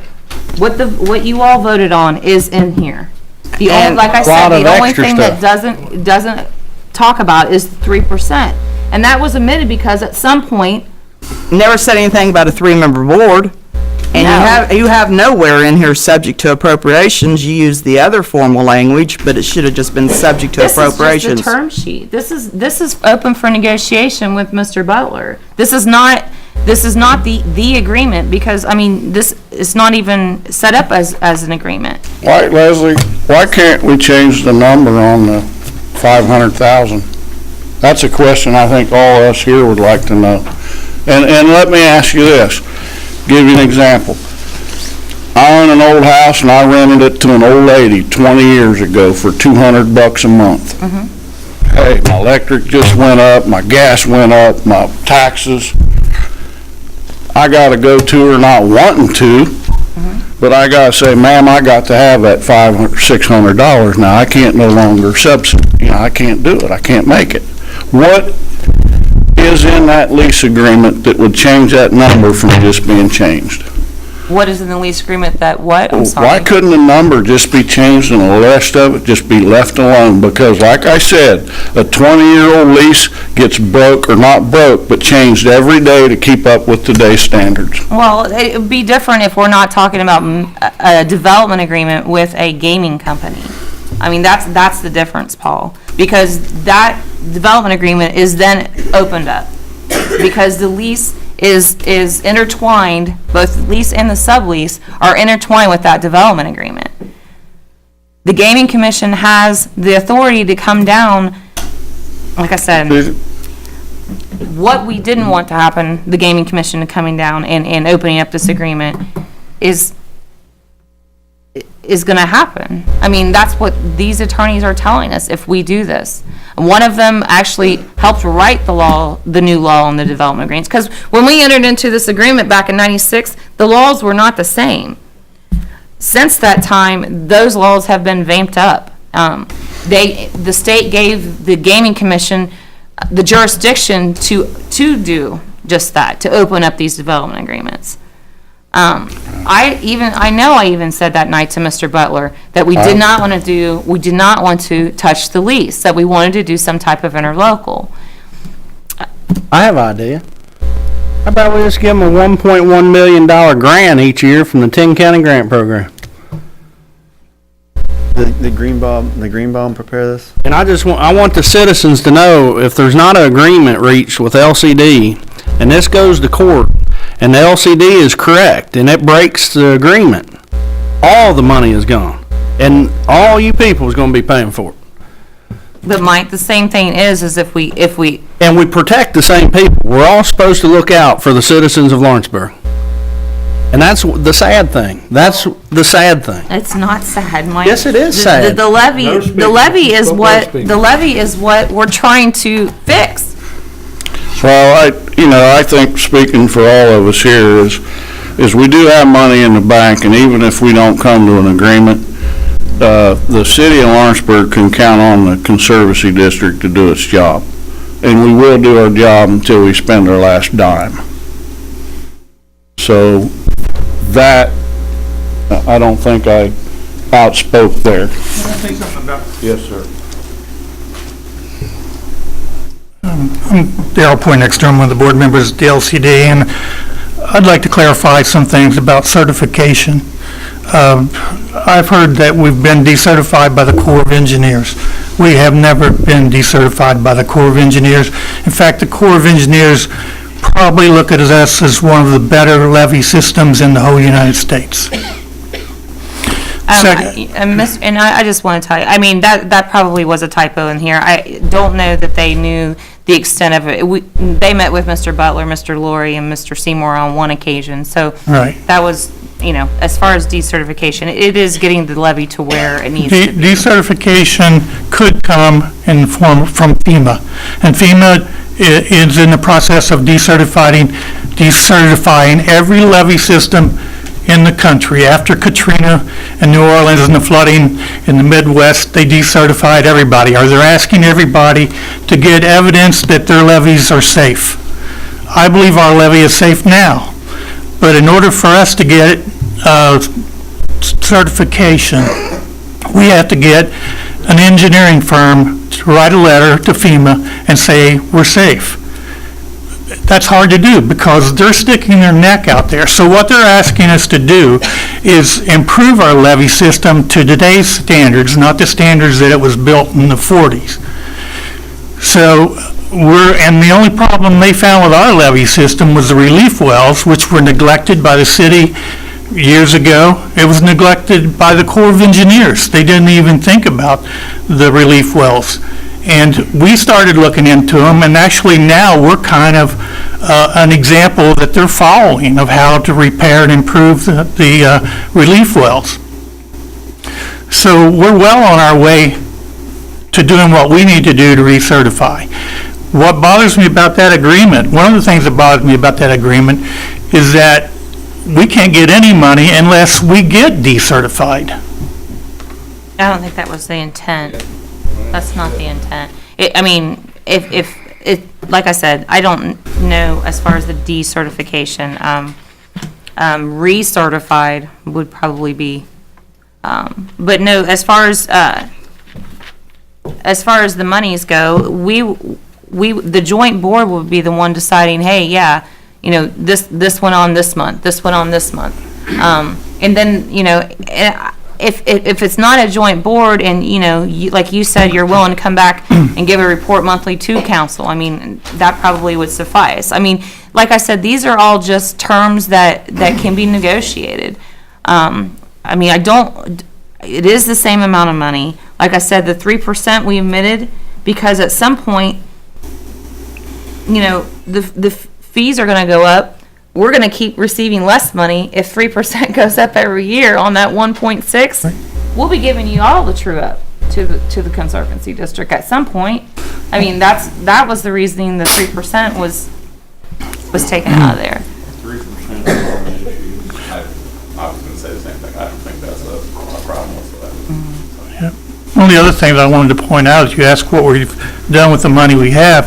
In fact, we came up with a number, I think, of 28 million, and I'm not sure that number would even work, that we have to keep and invest to make earnings, because the earnings we have are the 500,000 we get from the lease agreement and the earnings we make off our investments. That's the only way we get money. We don't tax the public any longer, and we've got to find a way to increase our revenue, because if you're an investor, you know there are no interest rates right now. We're not earning anything. So we're losing money every year. Can I ask you something, Darrell, or Yeah. Paul? Or how many acres do you maintain the weeds on with the levee? Do you know? I don't know I don't know acres, but we've got, about 4.5 miles of levee, I think. Well, because the way I see it, you guys operate pretty efficient because you maintain all that from mowing, weeds, the ball fields, which our community gets a lot of use out of, and I appreciate it, with 3 employees. Right. we've got 4 employees, counting the secretary. Janitor work, the whole bit. I mean, I've seen that's them pretty repair efficient. pumps, I've seen them mechanic, and Yeah, we do it all over there, and I had another point I was gonna make, I've lost it. I guess maybe what would help with this board and with me to understand, as far as the budget for this project, we've heard anywhere from 9 to 12 million, and you know, and that's EB coming in and telling us, you know, over the years. We don't know yet. And it's been a struggle, because we're not getting direction from the Corps, or too much direction. They will answer questions, but they really don't give us a lot of help. So it's on our shoulders. And like I say, we're asking an engineering firm to stick their neck out and say the levee's safe. Well, in most cases, yeah, it's going to be safe, and they don't have a lot to worry about. But I don't know if I owned an engineering firm, if I'd be willing to stick my neck out. I can't believe that FEMA's asking them to do that, but that's where we are. Well, how long have you been there? You know, I mean, how long has this process been going on? I mean, this we've heard. process will never stop, Leslie. No, what I'm saying is, as far as this, I mean, when we met in 2000, I don't even know, was that 2012 when we had the big meeting with FEMA and everything?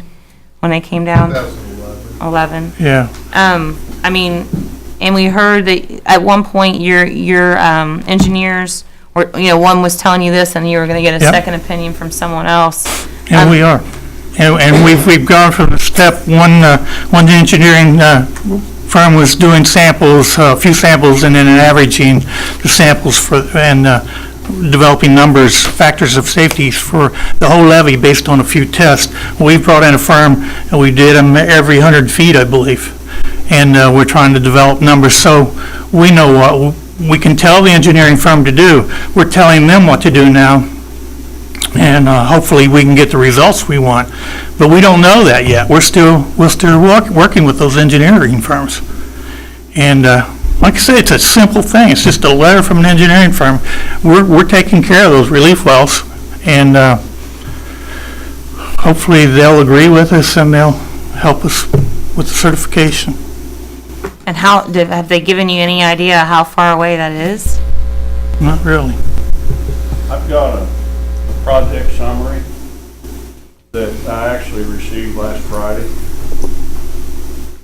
And it's definitely something we don't want to go over tonight, but what I'll do is it takes us from the beginning of this to where we're at today.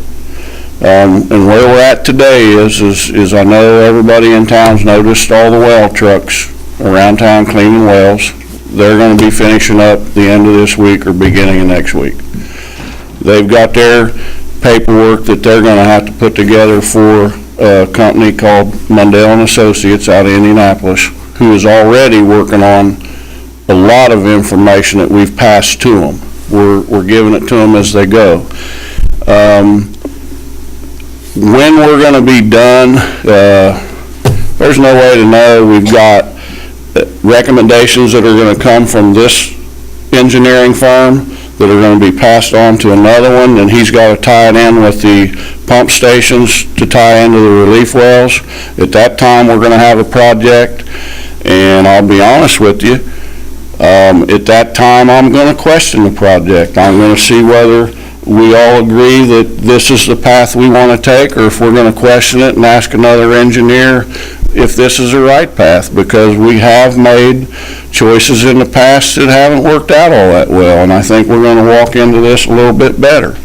But there's no way to answer you on a budget, there's no way to answer you on a time frame, other than you just got a group of guys over there that are going to try to do their job and do the best they can for the city and use the city's money the best they can use it, you know, and I don't know what else we could say.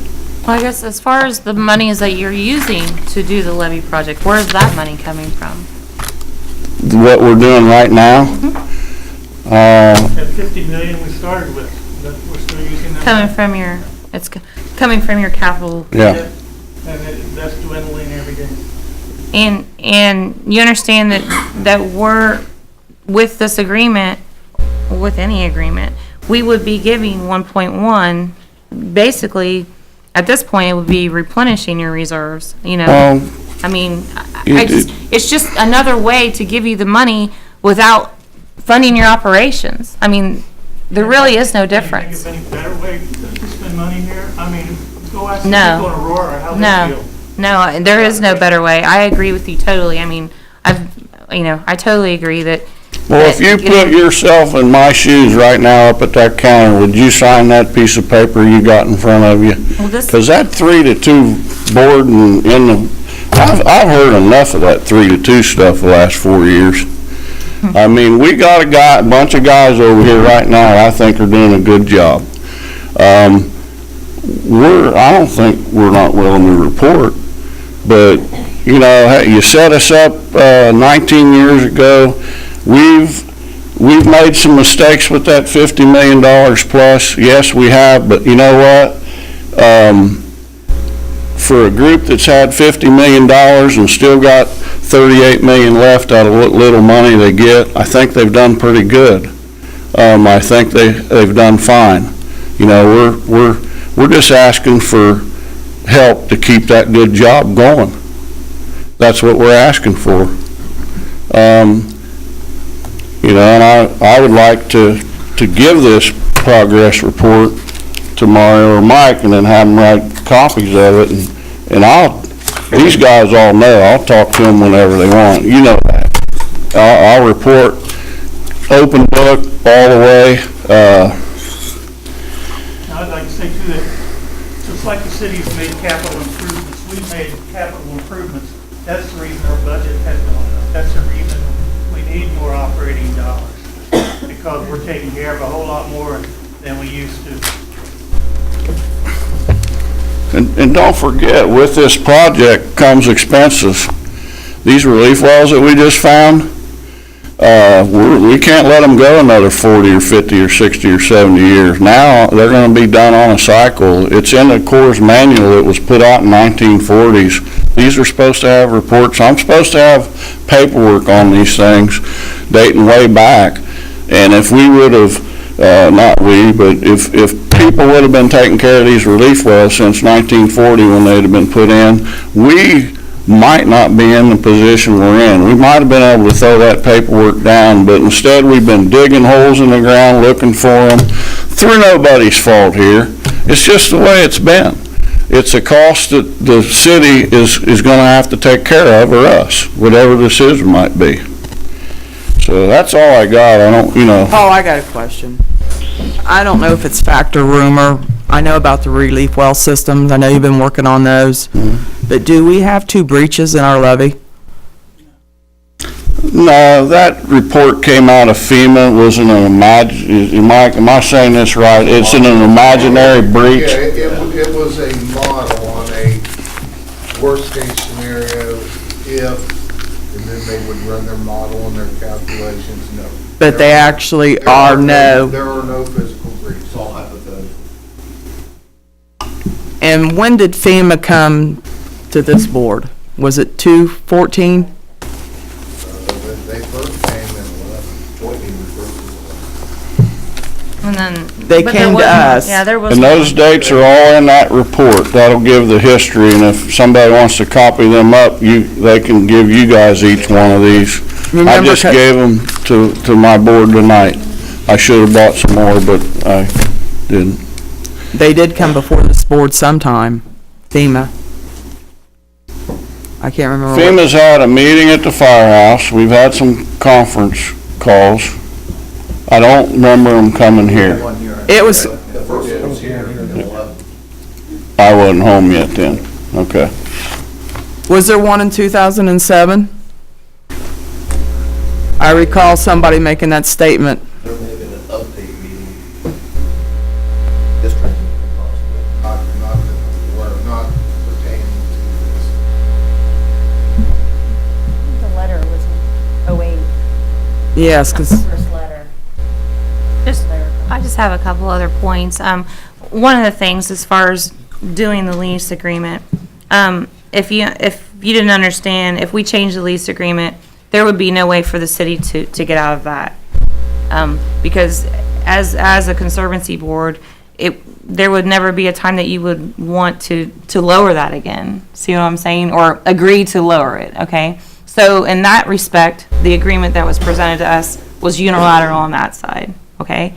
The other thing is that under Title 14, which is how the Lawrenceburg Conservancy, any conservancy district is set up, it specifically says that that the conservancy district may lease to municipalities, counties, and county park boards.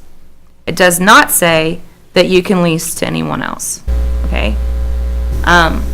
When a statute gives you the right to do something, the converse is you don't have the right to do the alternative, okay?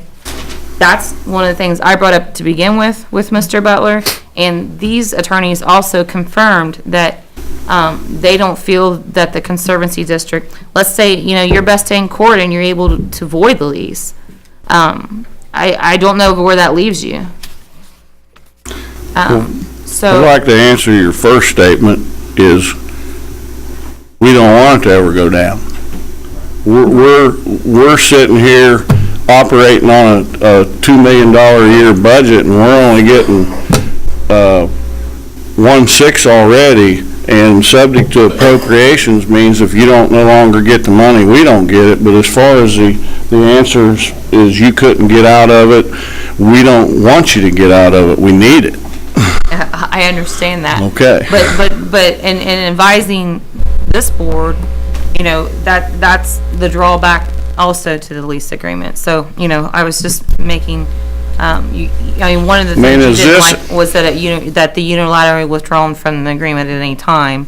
Right now, we've got 2 lawyers that say they came down from the Indiana Gaming Commission. Has this ever been put before the Indiana Gaming Commission, letting them know that the deed we're trying to do with this levy to keep this town alive? Well, I do think that it would, if it did, and we were able to do it for infrastructure and economic development, because obviously if the levee's certified and up and running, economic development can't happen. Otherwise, no one's gonna wanna build down here, right? I mean. They won't be allowed. Well, right. So, if we couch it in those terms, they think that it will pass the muster of the Gaming Commission. Well, we haven't tried that yet. And there's no way in the world that this couldn't be, it's gotta fall in place on the economic development of this town. If this levy isn't taken care of, Mike, what's gonna happen? Go away. And this would allow you to fund that. No, that one there is gonna have to be reworked. I think Well, like I said, we had never intended for this to go to your board that night. It was explained to Mr. Butler that it was a term sheet, and these are the terms that they proposed. It's definitely negotiable, but the form of the agreement, the interlocal versus changing our lease agreement, that's the part that from day one, from the time that we were sitting in that joint meeting, I said that, the lease agreement, we don't want to touch the lease agreement. Because then we're opening up our development agreement.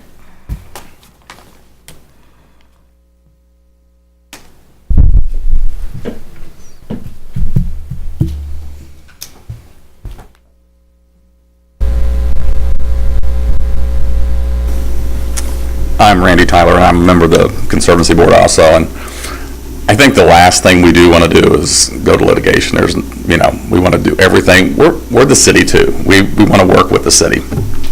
I think when we saw the term sheet, Leslie, we felt like it was a giant step backwards from where we were with the interlocal agreement that we, worked with you, and we didn't agree with everything there either.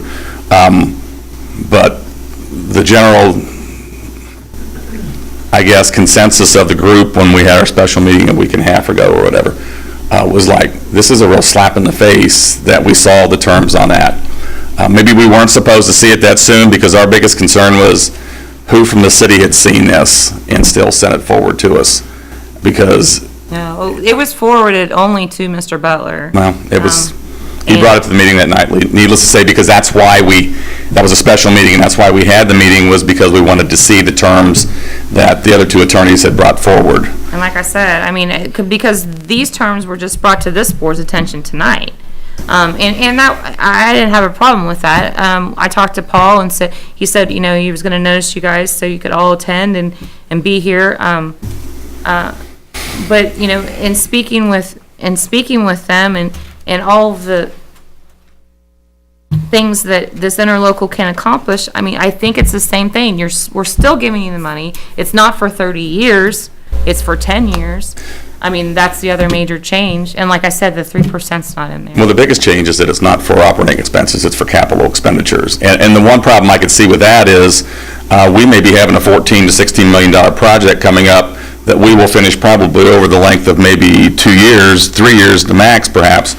So if you're only giving us $1.1 million for each year, we're still putting out a lot more than that of ourselves, which we're going to do it anyway. The project, whatever's recommended to us, I'm sure we're going to do to keep the city safe and to get the levy certified. I just think that we need to continue on this road. I don't think that we need to sit down and talk. We definitely need to sit down and talk, work this thing out. Because the last thing I want to do is put it in the hands of attorneys in Indianapolis to work it out, because we're both losers in, absolutely. And we know that our operating expenses continue to go up, because as we do this relief well project, then the upkeep of that relief well project on probably a 3-year rotating basis perhaps could be $300,000 additional to our operating expenses. Plus, I don't know what our utility rate will go up to with our pump systems and all, what we might be looking at there too. So that's going to increase it too. So. Well, was that also in That also was in, did you want to address the utilities, Mr. Seymour? Or- Thank you for putting us on the agenda so we could be here tonight. No problem. Thank you, Randy. That was in there for Bo, and he's offered help. Oh. But just to give the audience a little bit what we're up against is, we got pump stations and our electric bill actually usage is 600, sometimes it's $680, and then we'll have a $5,000 demand charge. That's a lot. That's in case, the reason for it is, and I think Mel's here, so you can help me out. That's in case we get charged that, because if we need that much electric, the electric company has to be able to provide it. Well, the only time we're going to need that much electric is if the town's flooding, and you know what? If we pay that kind of money for an electric bill the next 20 years and the town floods, I hope they're going to sell it to us any damn ways, because I don't get it, but Owen said he could help with it, and maybe we can work something out. But there's expenses all over the place with this thing, and they're going to get bigger for us. I know people are getting tired of hearing it. Does any of my other board members have anything to say?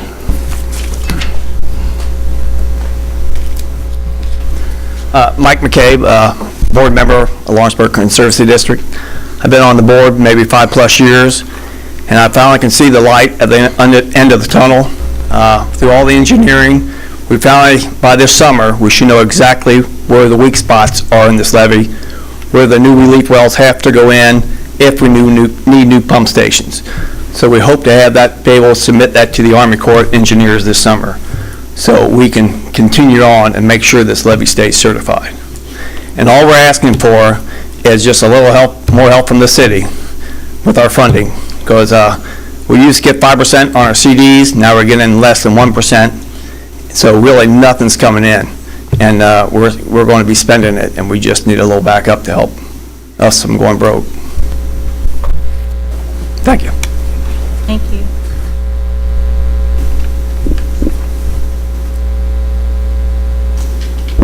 I got a question for the attorney and maybe Mr. Seymour.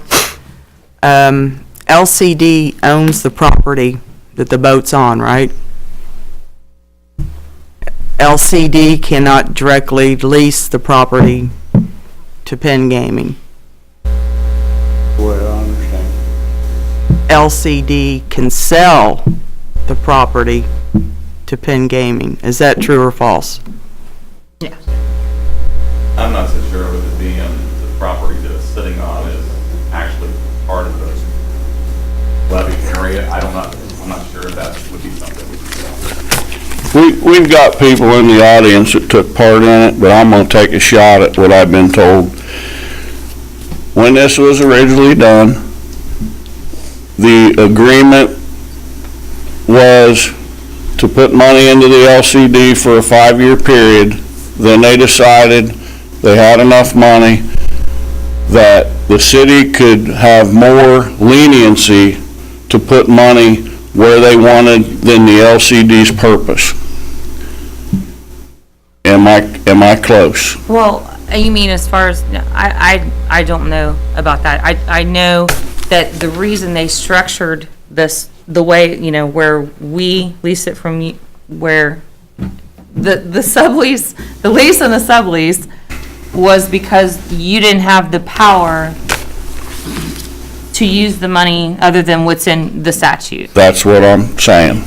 Absolutely. The city I had... don't know what the decision makers at the time, whether, how Mr. Butler said it was, the LCD let the city do the development agreement with, I don't know about that, but. Bottom line is, there was a decision made 20 years ago.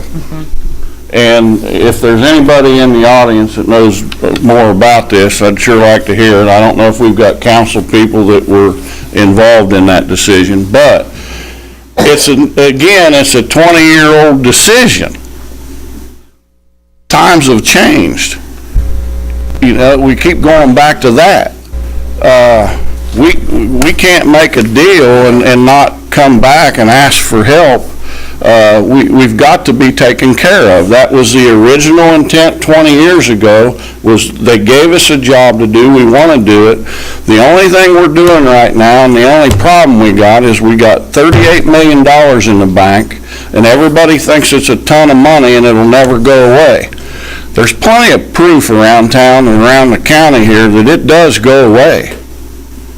So all we're doing as a group of men is we're trying to take care of our grandkids, the people that are going to be buying some of the houses I sell, the new businesses, the new courthouse you're building down here. They're talking about putting up the new jail. There's a lot to think about here, guys, and I think we're worthy of being taken care of. But we're also not above being held to the fire here. In the proper way. So, I don't know where that leaves us, but Leslie, are you going to find out, as Mike had said something about, finding out if it really is state law or whatever, the Written legal opinion. as far as being operating expenses or? Yeah. Okay. Yes, I will. I can get an answer on that.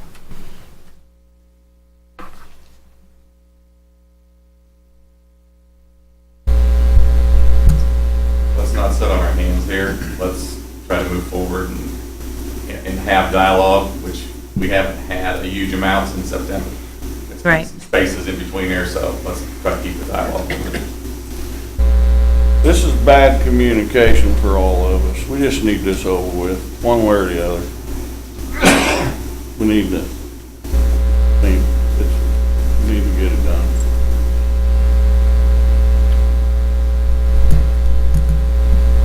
Yeah, they work on it.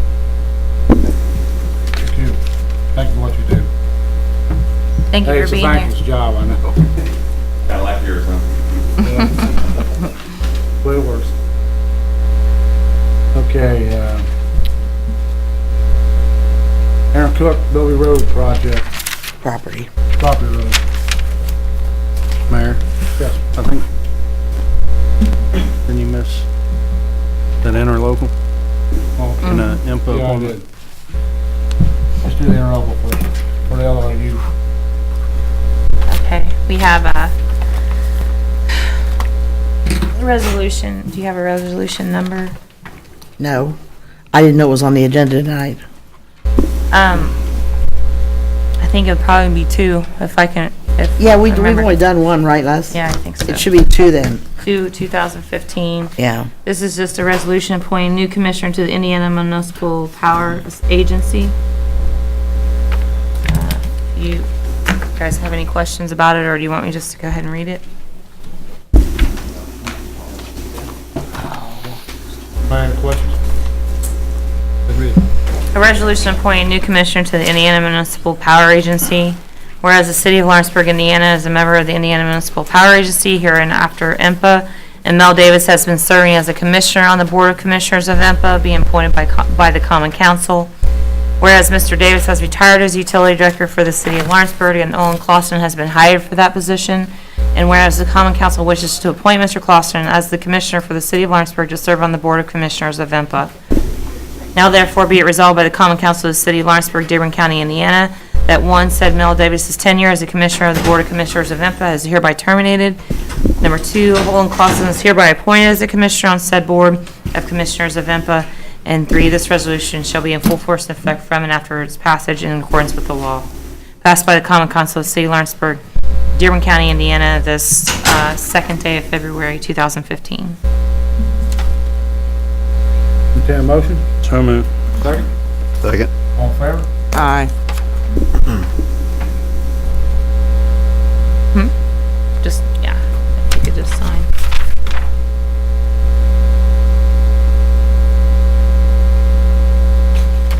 Here's the second spot at the back. It was on the back page.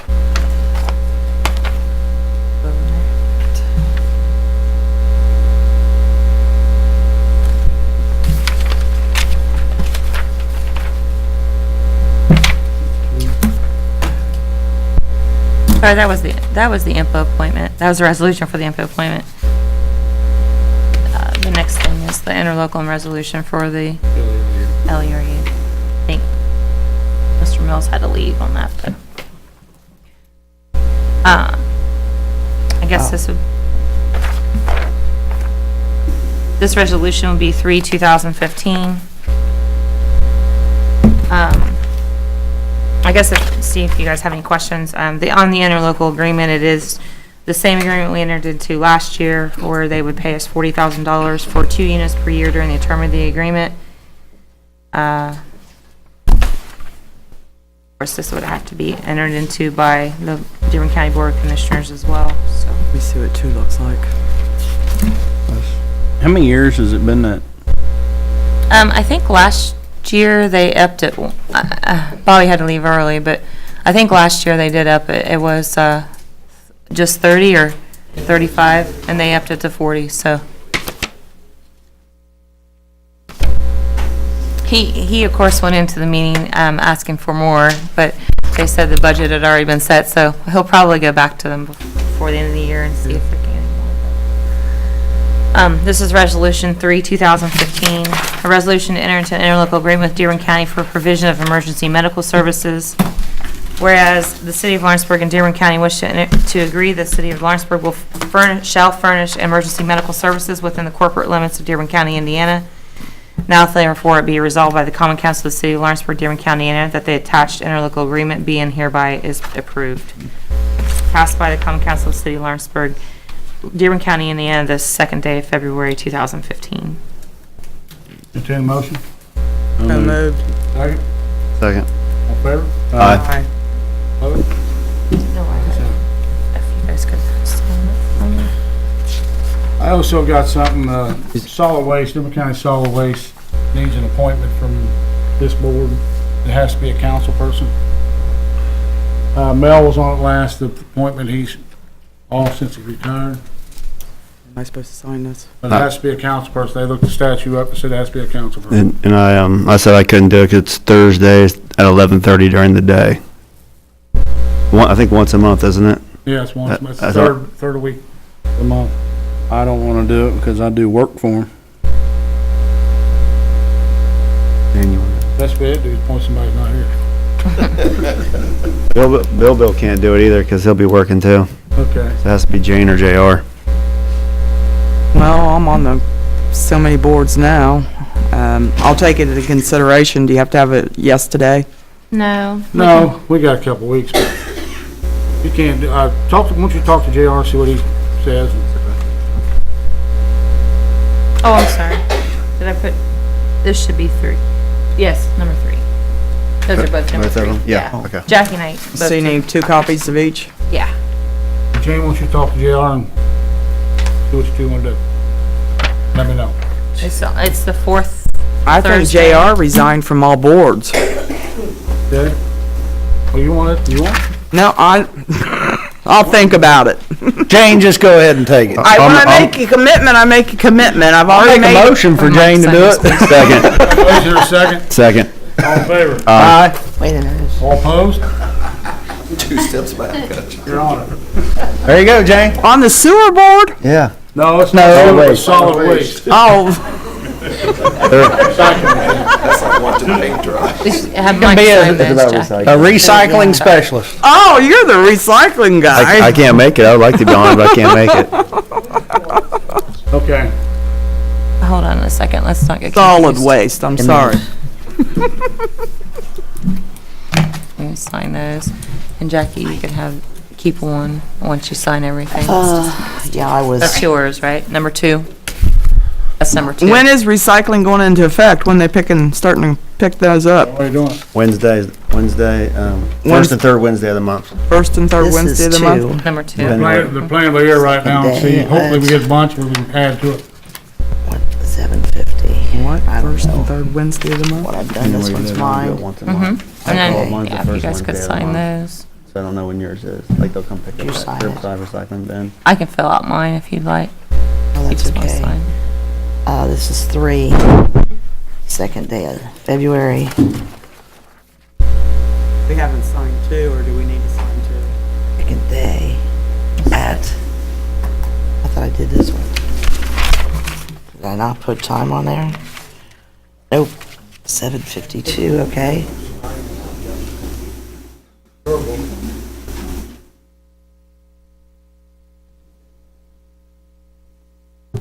3 seconds.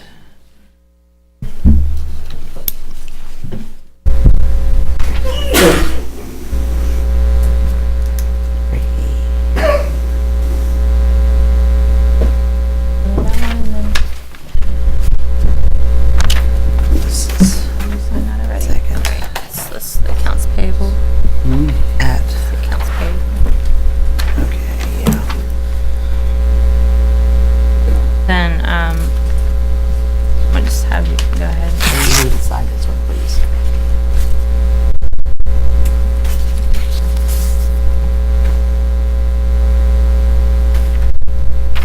Thank you. You want me, I'll take care of this for Olin.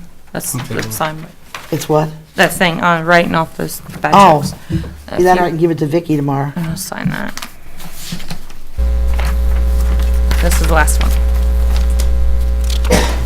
What's this one? This is just the, interlocal. Okay. I'll notarize it for you, Mayor. You just want to have Jackie sign.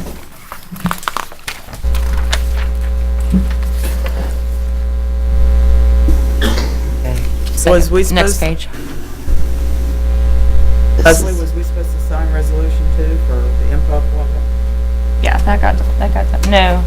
No, I just had that as the mayor. Okay. You guys passed it. Okay. You can give both those back to me so I can get the Yeah, county signatures yeah. on this. I will. Thank There you. go. All right, sorry about that. Go ahead. I guess What now- about the interlocal for the EMS? Or is that what that was? That's what this is. Oh, okay. All right, sorry. Aaron, Billy Road project. Yeah, I was contacted by a Lawrenceburg resident who was looking to buy a property, so he went to the courthouse to see who owned it. Its address is 18 Bilby Road, and he found out that the city of Lawrenceburg owns it. That's And- what this is? Yeah, it's in the white square there, about Oh, I see it. in the middle of the paper. And I was wondering if the board would be interested in, transferring it to redevelopment so it could be put out for, accept offers on it, get it appraised and take offers on it. Because I guess the city's not using it at all, it's just sitting there empty. How much property is this, Aaron? Let me see if it says on here. 0.374 acres. No buildings? Mm-mm. So that's And- coming off the bridge there? Yeah, the new bridge, if you go down, take a right off the new bridge, it'd be on your right-hand side, right across from the gas company there, and that's the creek, on the right side of it, looking at the map.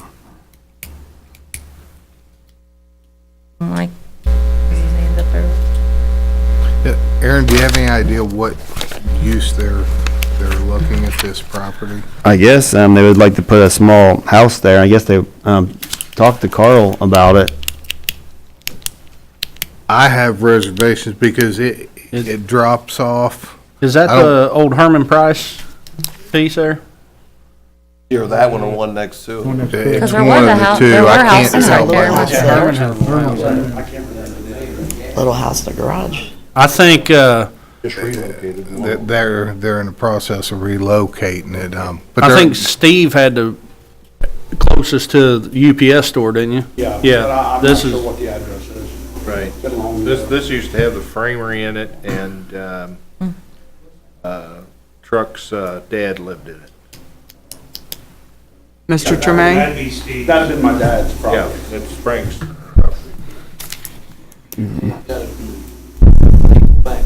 Yeah, Keller.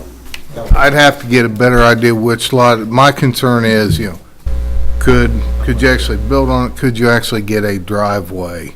I mean, either way, it makes no difference to me, as long as the city's not using it, we can sell it and get it back on the tax roll. It's just if somebody wanted it to put a little camp and a dock and they accessed it by the water, I know they wouldn't have any problems with that, but because of the grade, I'd have to figure out exactly which parcel it is, but Well, I think he talked to Grant about it. Did he talk to you about, someone talk to you about this property in the past year or so? How long ago? In the past year? In the past 3 years you've been here, I guess, I'll raise it through. Carl, you said something about it. Yeah. Mr. Denning talked to Carl, but I never talked to him. I mean, if the city's not doing anything with it, I mean, I don't see the problem with just putting out for sale. If he can put something there, if it doesn't, I mean, it makes no difference to the city, really, does it? As long as we keep our utility easements. That would be up to whoever who purchased it. That's what I They mean. could put something on it. I'd make a motion to transfer it to redevelopment to be advertised for sale. Second. All in favor? Aye. Opposed? Ayes have it. Put it back on the tax rolls. That's what I think too. Then it would be up to the BZA anyway, what could be built on it, or, Well, it's just, we'd have to see if they can meet any of the design standards. One lot might be able to, and I know one of the lots there, I can't tell which one it is. This is the one, most of the properties go to the center of the creek, it looks like. This one doesn't, if that helps you out at all. I'd have to. I guess there used to be land down here, but over time, they eroded, so it's water now, but like, I guess the city owns actually that little rectangle you see out in the creek as well, but it's a different property parcel. Yeah, I've just got to figure out which property it is, see what the topo is. And there again, this is just on, that's why I wondered if they had an intended use. Yeah. So I can figure out if it's even possible to do what Okay. they want to do. Okay, look into it. and then when redevelopment puts out, there'll be standards and guidelines of what they can't do on that Well, parcel. those standards and guidelines, if they just put in, you have to meet all local zoning and building codes, that would cover all that. Yeah, we can get it transferred from city though to redevelopment right away. Okay, Jackie Stebbs, conflict of interest statements. Do we not have those, Leslie? Did you bring them? Or we think we left them at my office? Yes. Okay. I had them earlier because I came and filled out the rest of them today as far as I wanted to make sure, listed what each person that you guys plus other people got, where they were actually getting their revenue from, or compensation from, the different boards. So I approved those with her. I don't know what I did with them between here and the mayor's office, so it may actually be in Mr. Hughes's office somewhere too, but I didn't have the key to get into your office, so. But, yeah, if you all, like I said, I gave a copy also to Mr. Bryant. Mr. Clausen signed one. I do think that you may need to get your Plan Commission and BZA as they are appointees, also. And that's fine, we never have in the past, but we can definitely do that. It does call for any appointments done by either council or the executive, so. But you put it on here just to approve them? Yeah. Okay, Because that's what we always did before, wasn't it? Run them through council. yeah. I'm sorry, like I said, I'm not sure what I did I'll go with in the them, morning but and I look on lost my them somewhere. desk. Today I will find them and make sure it's on the next agenda. Make a motion to table this next meeting. So move. Second. Second. All in favor? Aye. Old business, Jackie Stebbs and Mike Clark, Proximo Street Alley vacation. Yeah, I've got somewhere. I've got an ordinance to vacate stuff for Proximo that Mr. Clark gave me. And it's ordinance number 1, 2015, an ordinance to vacate a portion of Shipping Street and part of an alley for Proximo Distillers of Indiana and for the repeal of any zoning maps in conflict herewith. Whereas the Indiana legislature, through Indiana code, empowers the city of Lawrenceburg to amend zoning maps to control and conform with zoning ordinances on land use within its jurisdictional boundaries, and to provide for the administration, enforcement, and amendment thereof. And whereas the Lawrenceburg Plan Commission has held a public hearing on the petition for vacation of a portion of Shipping Street and part of an alley for adoption of an amendment of the zoning maps, a new zoning ordinance, and repeal of all ordinances and maps in conflict therewith. And whereas the Lawrenceburg City Council has given notice of its intention to consider this matter, and whereas the Lawrenceburg City Council has considered the recommendation of the Planning Commission and deemed it necessary for the purpose of promoting the health, safety, morals, and general welfare of the city to enact such changes in zoning maps.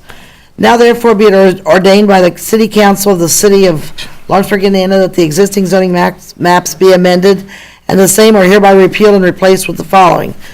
The following description is what is to be vacated. All of Shipping Street, 66 feet wide, lying south of the southerly right-of-way of 3rd Street, which is US 50, along lots 81 to 100 of Isaac Dunn's addition to the town, now City of Lawrenceburg, to its terminus at the southerly right-of-way of 1st Street. An alley 16.5 feet wide, running from the southerly right-of-way of 3rd Street, US 50, to the northerly right-of-way of 2nd Street, which lies between and parallel to Shipping and Main Streets. Said alley lies along lots 65 to 68 and 85 to 88 of Isaac Dunn's addition to the town, now the City of Lawrenceburg. An alley 12.75 feet wide, bisecting lot 66 of Isaac Dunn's addition to the town, and now the City of Lawrenceburg. Said alley runs from the westerly right-of-way of Main Street, perpendicular to the easterly right-of-way of an alley. All of 2nd Street, 82.5 feet wide, lying west of the westerly right-of-way of Main Street, which borders lots 68, 69, 84, and 85 of Isaac Dunn's addition to the town, now the City of Lawrenceburg. An alley 16.5 feet wide, running from the southerly right-of-way of 2nd Street to the northerly right-of-way of 1st Street and bordering lots 69 to 72 and 81 to 84 of Isaac Dunn's addition to the town, now the City of Lawrenceburg. All of 1st Street, 49.5 feet wide, lying west of the westerly right-of-way of Main Street and bordering lots 72 and 81 of Isaac Dunn's addition to the town, now the City of Lawrenceburg, and lots 11 to 14 of D.S. Major's second addition to the City of Lawrenceburg. All of Doomy Street, never heard of it, 50 feet wide, which lies entirely west of the westerly right-of-way of Main Street and borders lots 1 to 25 of D.S. Major's second addition to the City of Lawrenceburg. All of an unnamed street, 50 feet wide, lying south of and parallel to Doomy Street, also lying entirely west of the westerly right-of-way of Main Street and bordering lots 25 to 35, D.S. Major, second addition to the City of Lawrenceburg. Note, Go ahead, I'm sorry. Proximo Distilleries, LLC, has title to all property bordering the streets and alleys described hereon. Passed by the Common Council of the City of Lawrenceburg, Indiana, the second day of February, 2015. You need to ask for public comment first. This was noticed as a public hearing, if anyone had any comments from the public, so before they take a vote on it, that need to hear from the Any public. comments from the audience On this. on this ordinance? Mike? And Mayor, if I could, you guys do have a packet in your meeting packet tonight. It's got the petition in it. It's got a map in it that shows the area that matches the legal description that Jackie read. In simple terms, they're wanting to vacate 2nd Street and 1st Street from Main Street west to Shipping, but it includes a bigger area because over, I don't know, the last 100 years, portions of streets and alleys have been vacated, and we find small chunks of each one that for some reason were not. Buildings are over top of most of them, have been for years and years, and this not only vacates the two portions of the streets that they need for future development, but it also cleans up a lot of title work that's been bad for probably 100 years or longer. The other thing is, the former utility director or the current one's not here, but they also want to make sure that the utility easements remain in place as well, because I guess there's a lot of utilities throughout this area. Any more comment from the audience? So as far as the actual ordinance, I mean, that needs to be noted as far as the utility easements. Yeah, and I don't have a copy of the ordinance to look at, but that's something, if that's the only thing, then yes, that could be a one line that, you know, all utility easements will remain intact and in place. Yeah, because Mr. Davis brought it up at the planning commission meeting.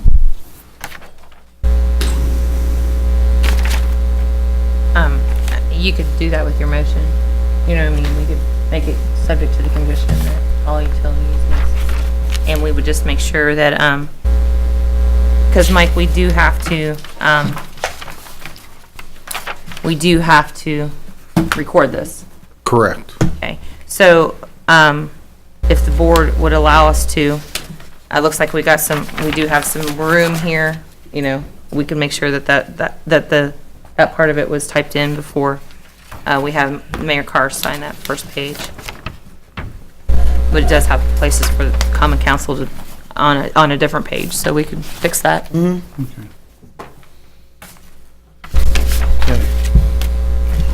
Motion approved, first reading ordinance number 1, 2015.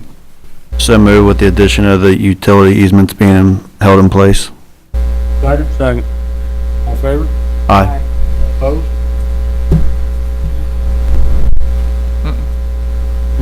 We don't have a full quorum, so we can't do a second reading. First reading. The second reading can happen at the meeting on the 17th. Okay.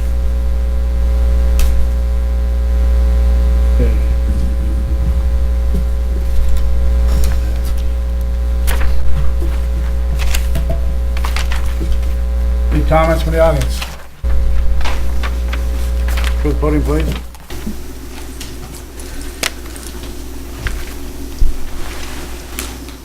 I had to bring water this time, Mayor. May take a little longer. I got to tell all you guys, Excuse me, your name, please. Dennis Hutchins, 118 Walnut Street. One what? 118 Okay, Walnut Street. okay, thank you. I'm sorry, Jackie. I'm a little confused about this article I saw in the paper about the levy situation. These guys were sitting up here tonight.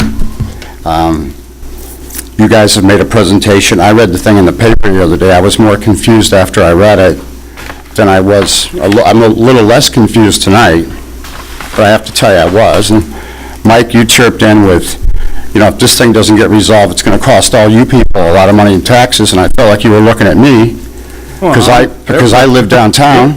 They will. And all of us that live downtown are the ones that this levy protects, okay? And I don't remember missing any meetings that these guys or anybody else is called to discuss this with us owners downtown. I think there's a lot of owners downtown. This proposal? I think there's a lot of owners downtown.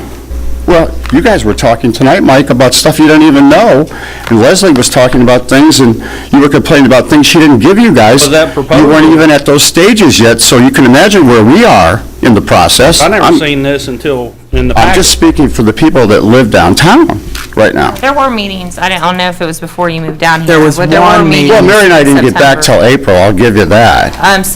September, there was the public meeting between the, right? Wasn't that September? September 17th. Was the meeting, there was a joint meeting, public meeting between the. Well, I'm not gonna miss any more that I know about. And, you know, I was thinking for a while about running for city council in District 1 because it now puts us, I'm now in District 1, I'm kind of in the wheelhouse of District 1, because I live right downtown. And I've been vacillating with it, but I think maybe this being an election year, you know, the people downtown have to look at options to protect themselves. And, you know, I don't want to say the word blindly, but we expect the council, Mayor, and you have, but, you know, to protect us. You know, these guys are telling a completely different tale up here. I'm not saying a fabrication, but they're telling a different story up here than what the city has projected. And that's why I think the city put together the terms agreement that they did to try to work it out, okay? Mr. Hutchins, if I may interrupt you. Well, not yet, Jane, not yet, please, Let him Jane. speak, he's speaking. Yeah, I'd like to get my thoughts out, Jane. I heard that there was $38 million here, and I heard that they used to get 5%, now they're down to like 1% in CDs. I'm assuming that's with one of the local banks.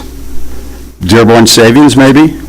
Okay, if they're at 1%, aren't there some other financial options for them? I have moved millions of dollars in investments, and there are many funds that municipalities use all over the country that can offer 3 to 5% on solid blue chip investments that can generate on, I think one of them I think Paul made reference to, we may have to invest $28 million and I kind of read that they were thinking about putting that to work. I could have read him wrong, but I did some quick numbers this afternoon before I came here, and I thought, well, they've got 35 to 38 million is what I thought they had. If they took 26 million of that and put it to work in blue chips in a portfolio that worked of 16, maybe 18 portfolios, positions within that portfolio, they could generate $1.5 million to $1.6 million a year. My question is to these guys, why haven't you guys been doing that since you started getting a failure from 5% down to 1%? I'll let you speak for yourselves, but I got to ask why you guys are at 1%. And you're coming to the city to fill in the stopgaps. You know, the city's has got a budget. They've got to run this city, and the levy is only one part of it, right? But if I had $38 million to invest, I'd be doing better than losing $400,000 a year. Now, all I'm saying to the guys in the back of as I saw them out in the hallway, they said they were coming back. I'd like to know if there's any city residents that you would like to start hearing from and maybe set up some public meetings and hear what we have to say. Yeah. Let me finish one more thing, because I'm getting closer and closer to coming up with a positive answer to whether or not I'm going to run for council. And when I do, I'm going to talk to every single owner in District 1 about this. I will. And this isn't meant to be a threat, it's meant to be, I'm concerned. There are other issues here and there are other options here. One can be in the form of a referendum. I mean, those are going to require some consultation from legal standpoints from citizens, but citizens can do those things. I mean, I'm familiar with them. And I just wanted to voice my opinion that this is this isn't one of those little things. This is a big thing that affects all of us citizens that live here and pay taxes here. And I'm going to defend my property. I'm sorry, Mike, go ahead. Wait a minute, Mike. I'm sorry, Mr. Mayor. Jane?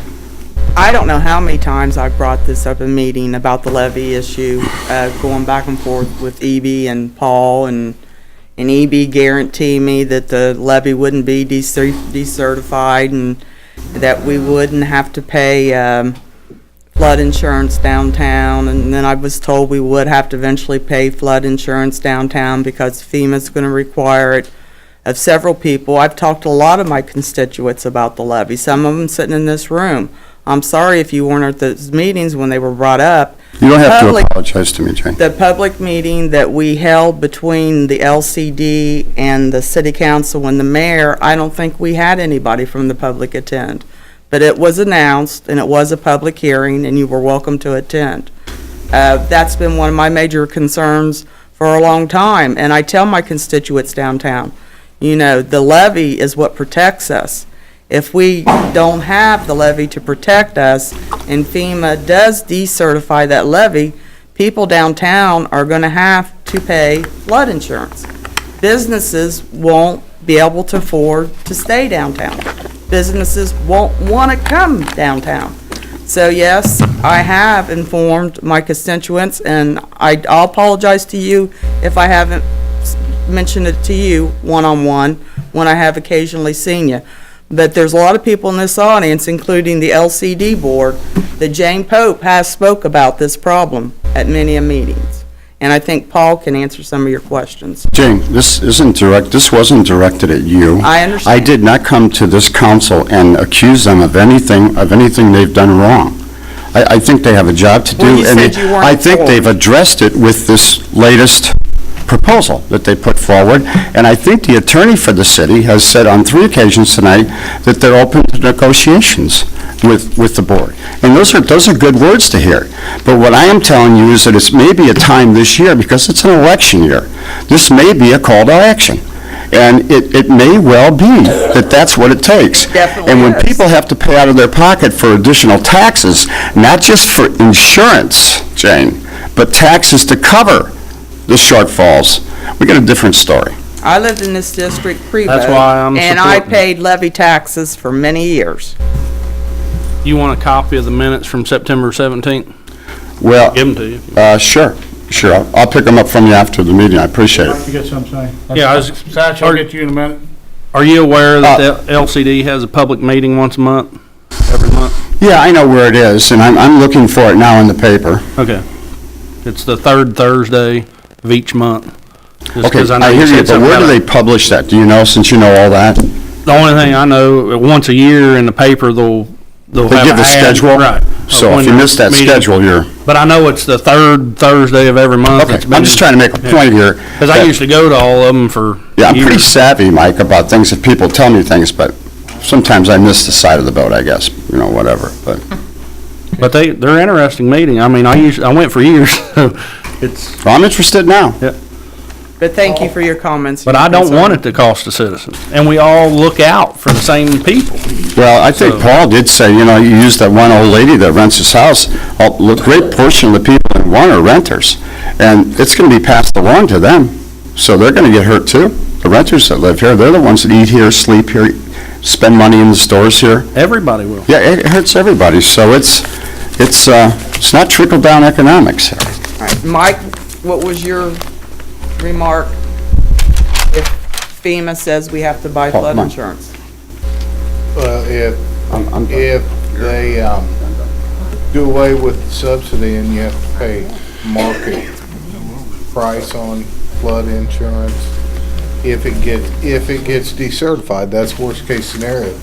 That case, Lawrenceburg will dry up and go away. Now, did you hear that comment, Mr. Hutchins? That comment's been made before. Could you please repeat that? There again, worst case scenario, if the levy gets decertified and in 3 or 4 years, whenever the subsidy goes away from FEMA on flood insurance, it'll probably shut the city down. But there again, that is worst case scenario. But the other scenario is even with the accreditation stays intact, we could still have to pay flood insurance. It's possible, yes. I mean, it's not, that was never, it's not if, it's when. Right. I mean, flood insurance is gonna happen, whether it's not at this rate or it's down at this rate. Correct. And I there mean, again, that's- they've passed new legislation about 3 times on the same bill. And I assume they'll probably do it a couple more times before the time limit times out. No one knows what the final result's gonna be. And estimate how many meetings this has been discussed at least 3, maybe 4? Numerous. Numerous? To answer Dennis's questions, I don't want the city taking blame for something that we should be in charge of, but we've had public meetings every third Thursday. Mike's already said it. To answer the banking questions, we are held to a certain standard, which I think Leslie and Jackie are pretty familiar with. You just can't invest anywhere. However, I'm not going to answer your question. What I'd recommend is it's a pretty open meeting, and them guys, we've got 3 bankers on the board. We've got a pretty open financial statement, and any questions, we don't have one person from our financial board here tonight, so I really wouldn't feel right about answering that, other than if you do come to a meeting, I would suggest you get right up there and ask them all the same questions. I'll ask about risk management too on that one. Well, that's fine. You put it however you want to put it, and they'll give you a straight answer. I think it all goes back. I grew up here. I was here a long time. Everybody was. But I never, ever realized how involved this levy system is. It's pretty complex. There's a lot to it.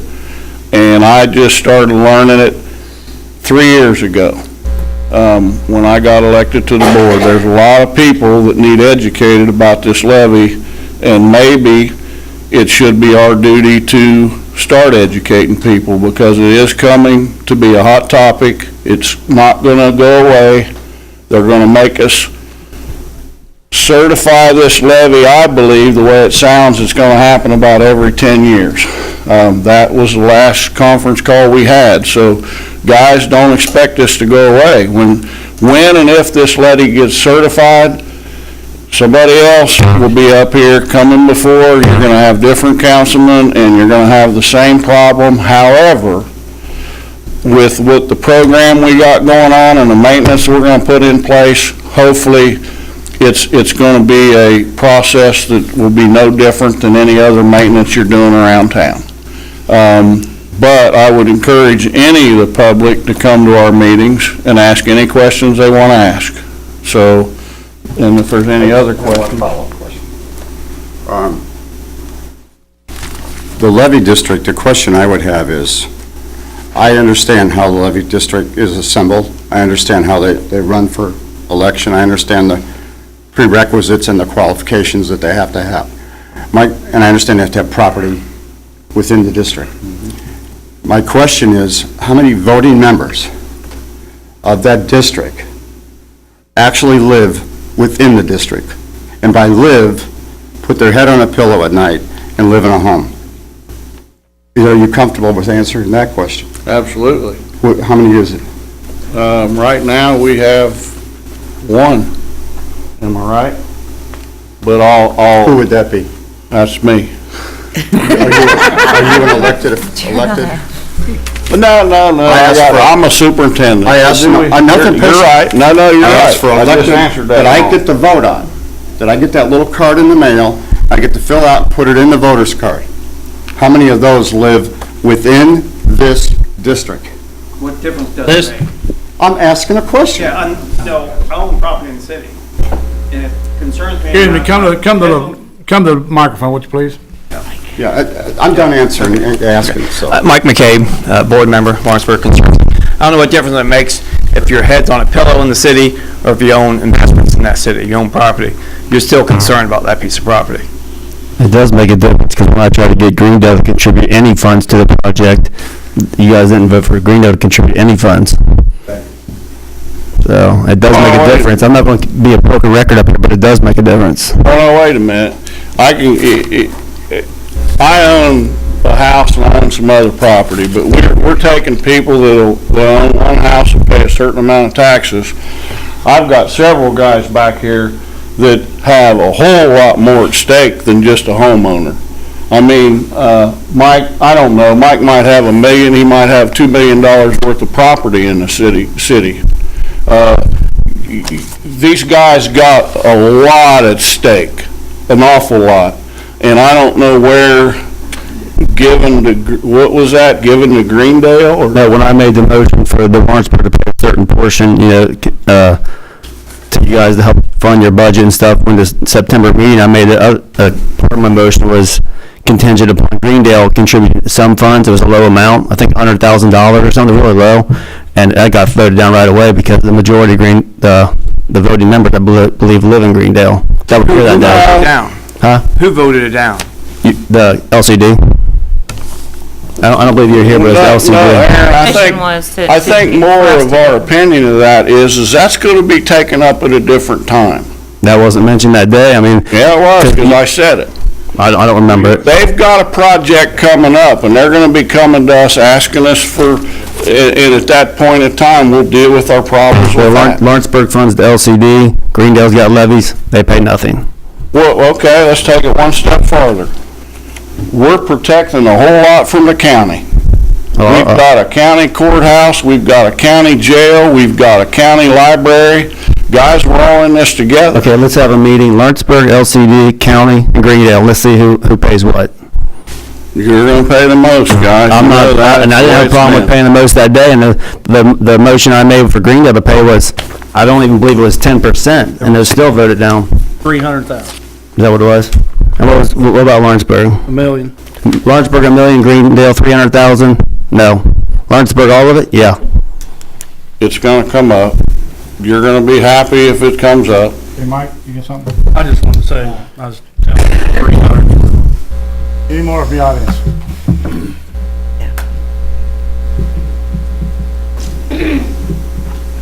My name's Kay Harris. Is what? Kay Harris. Okay, thank you. And my head goes in a pillow in this town. And I'm dirt poor. Only thing I have is an old house. So I don't have a lot invested, but it's everything I have. And I think that's just as important as some rich person that owns a lot of property. Because if I lose it, I lose everything. And I don't have any resources. So I think it does make a big difference who lives here.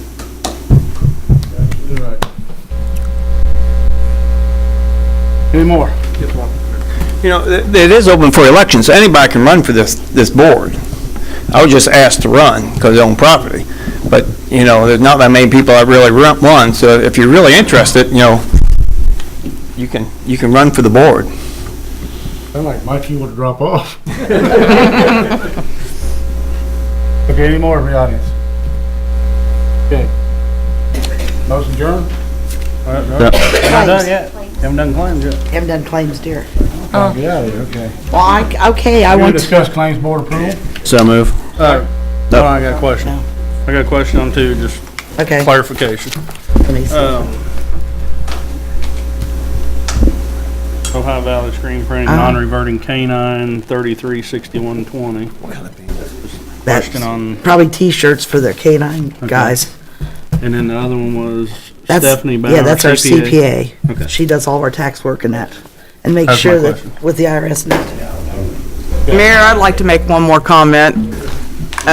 You got a motion on the floor, claims. Let me get to this motion first. I'll second. Okay. All in favor? Aye. All opposed? Okay, what's your comment?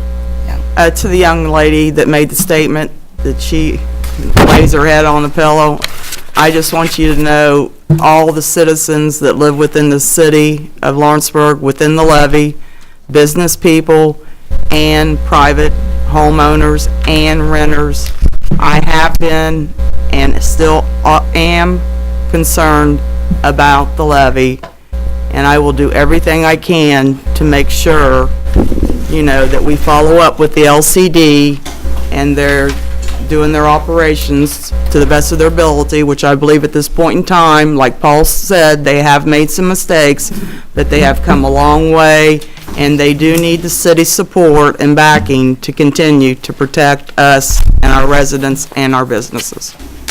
And I'd like to add, no matter if you're just a property owner, a resident and property owner, a renter, who you are, I care the same about everybody equal. Even if you just own property, don't live here, I feel I work for everybody. I represent District 4, but I get calls weekly from people in every district there is, and I work for everybody. I have no favorites. Okay. Motion adjourned. So moved. Second. All in favor? Aye. They should break that thing, and I hope it comes back and hits you. I knew you guys would know. Take it easy now. Okay. That's yours. I I'll made believe one it. for I'll buy that one. It's over by, that's usually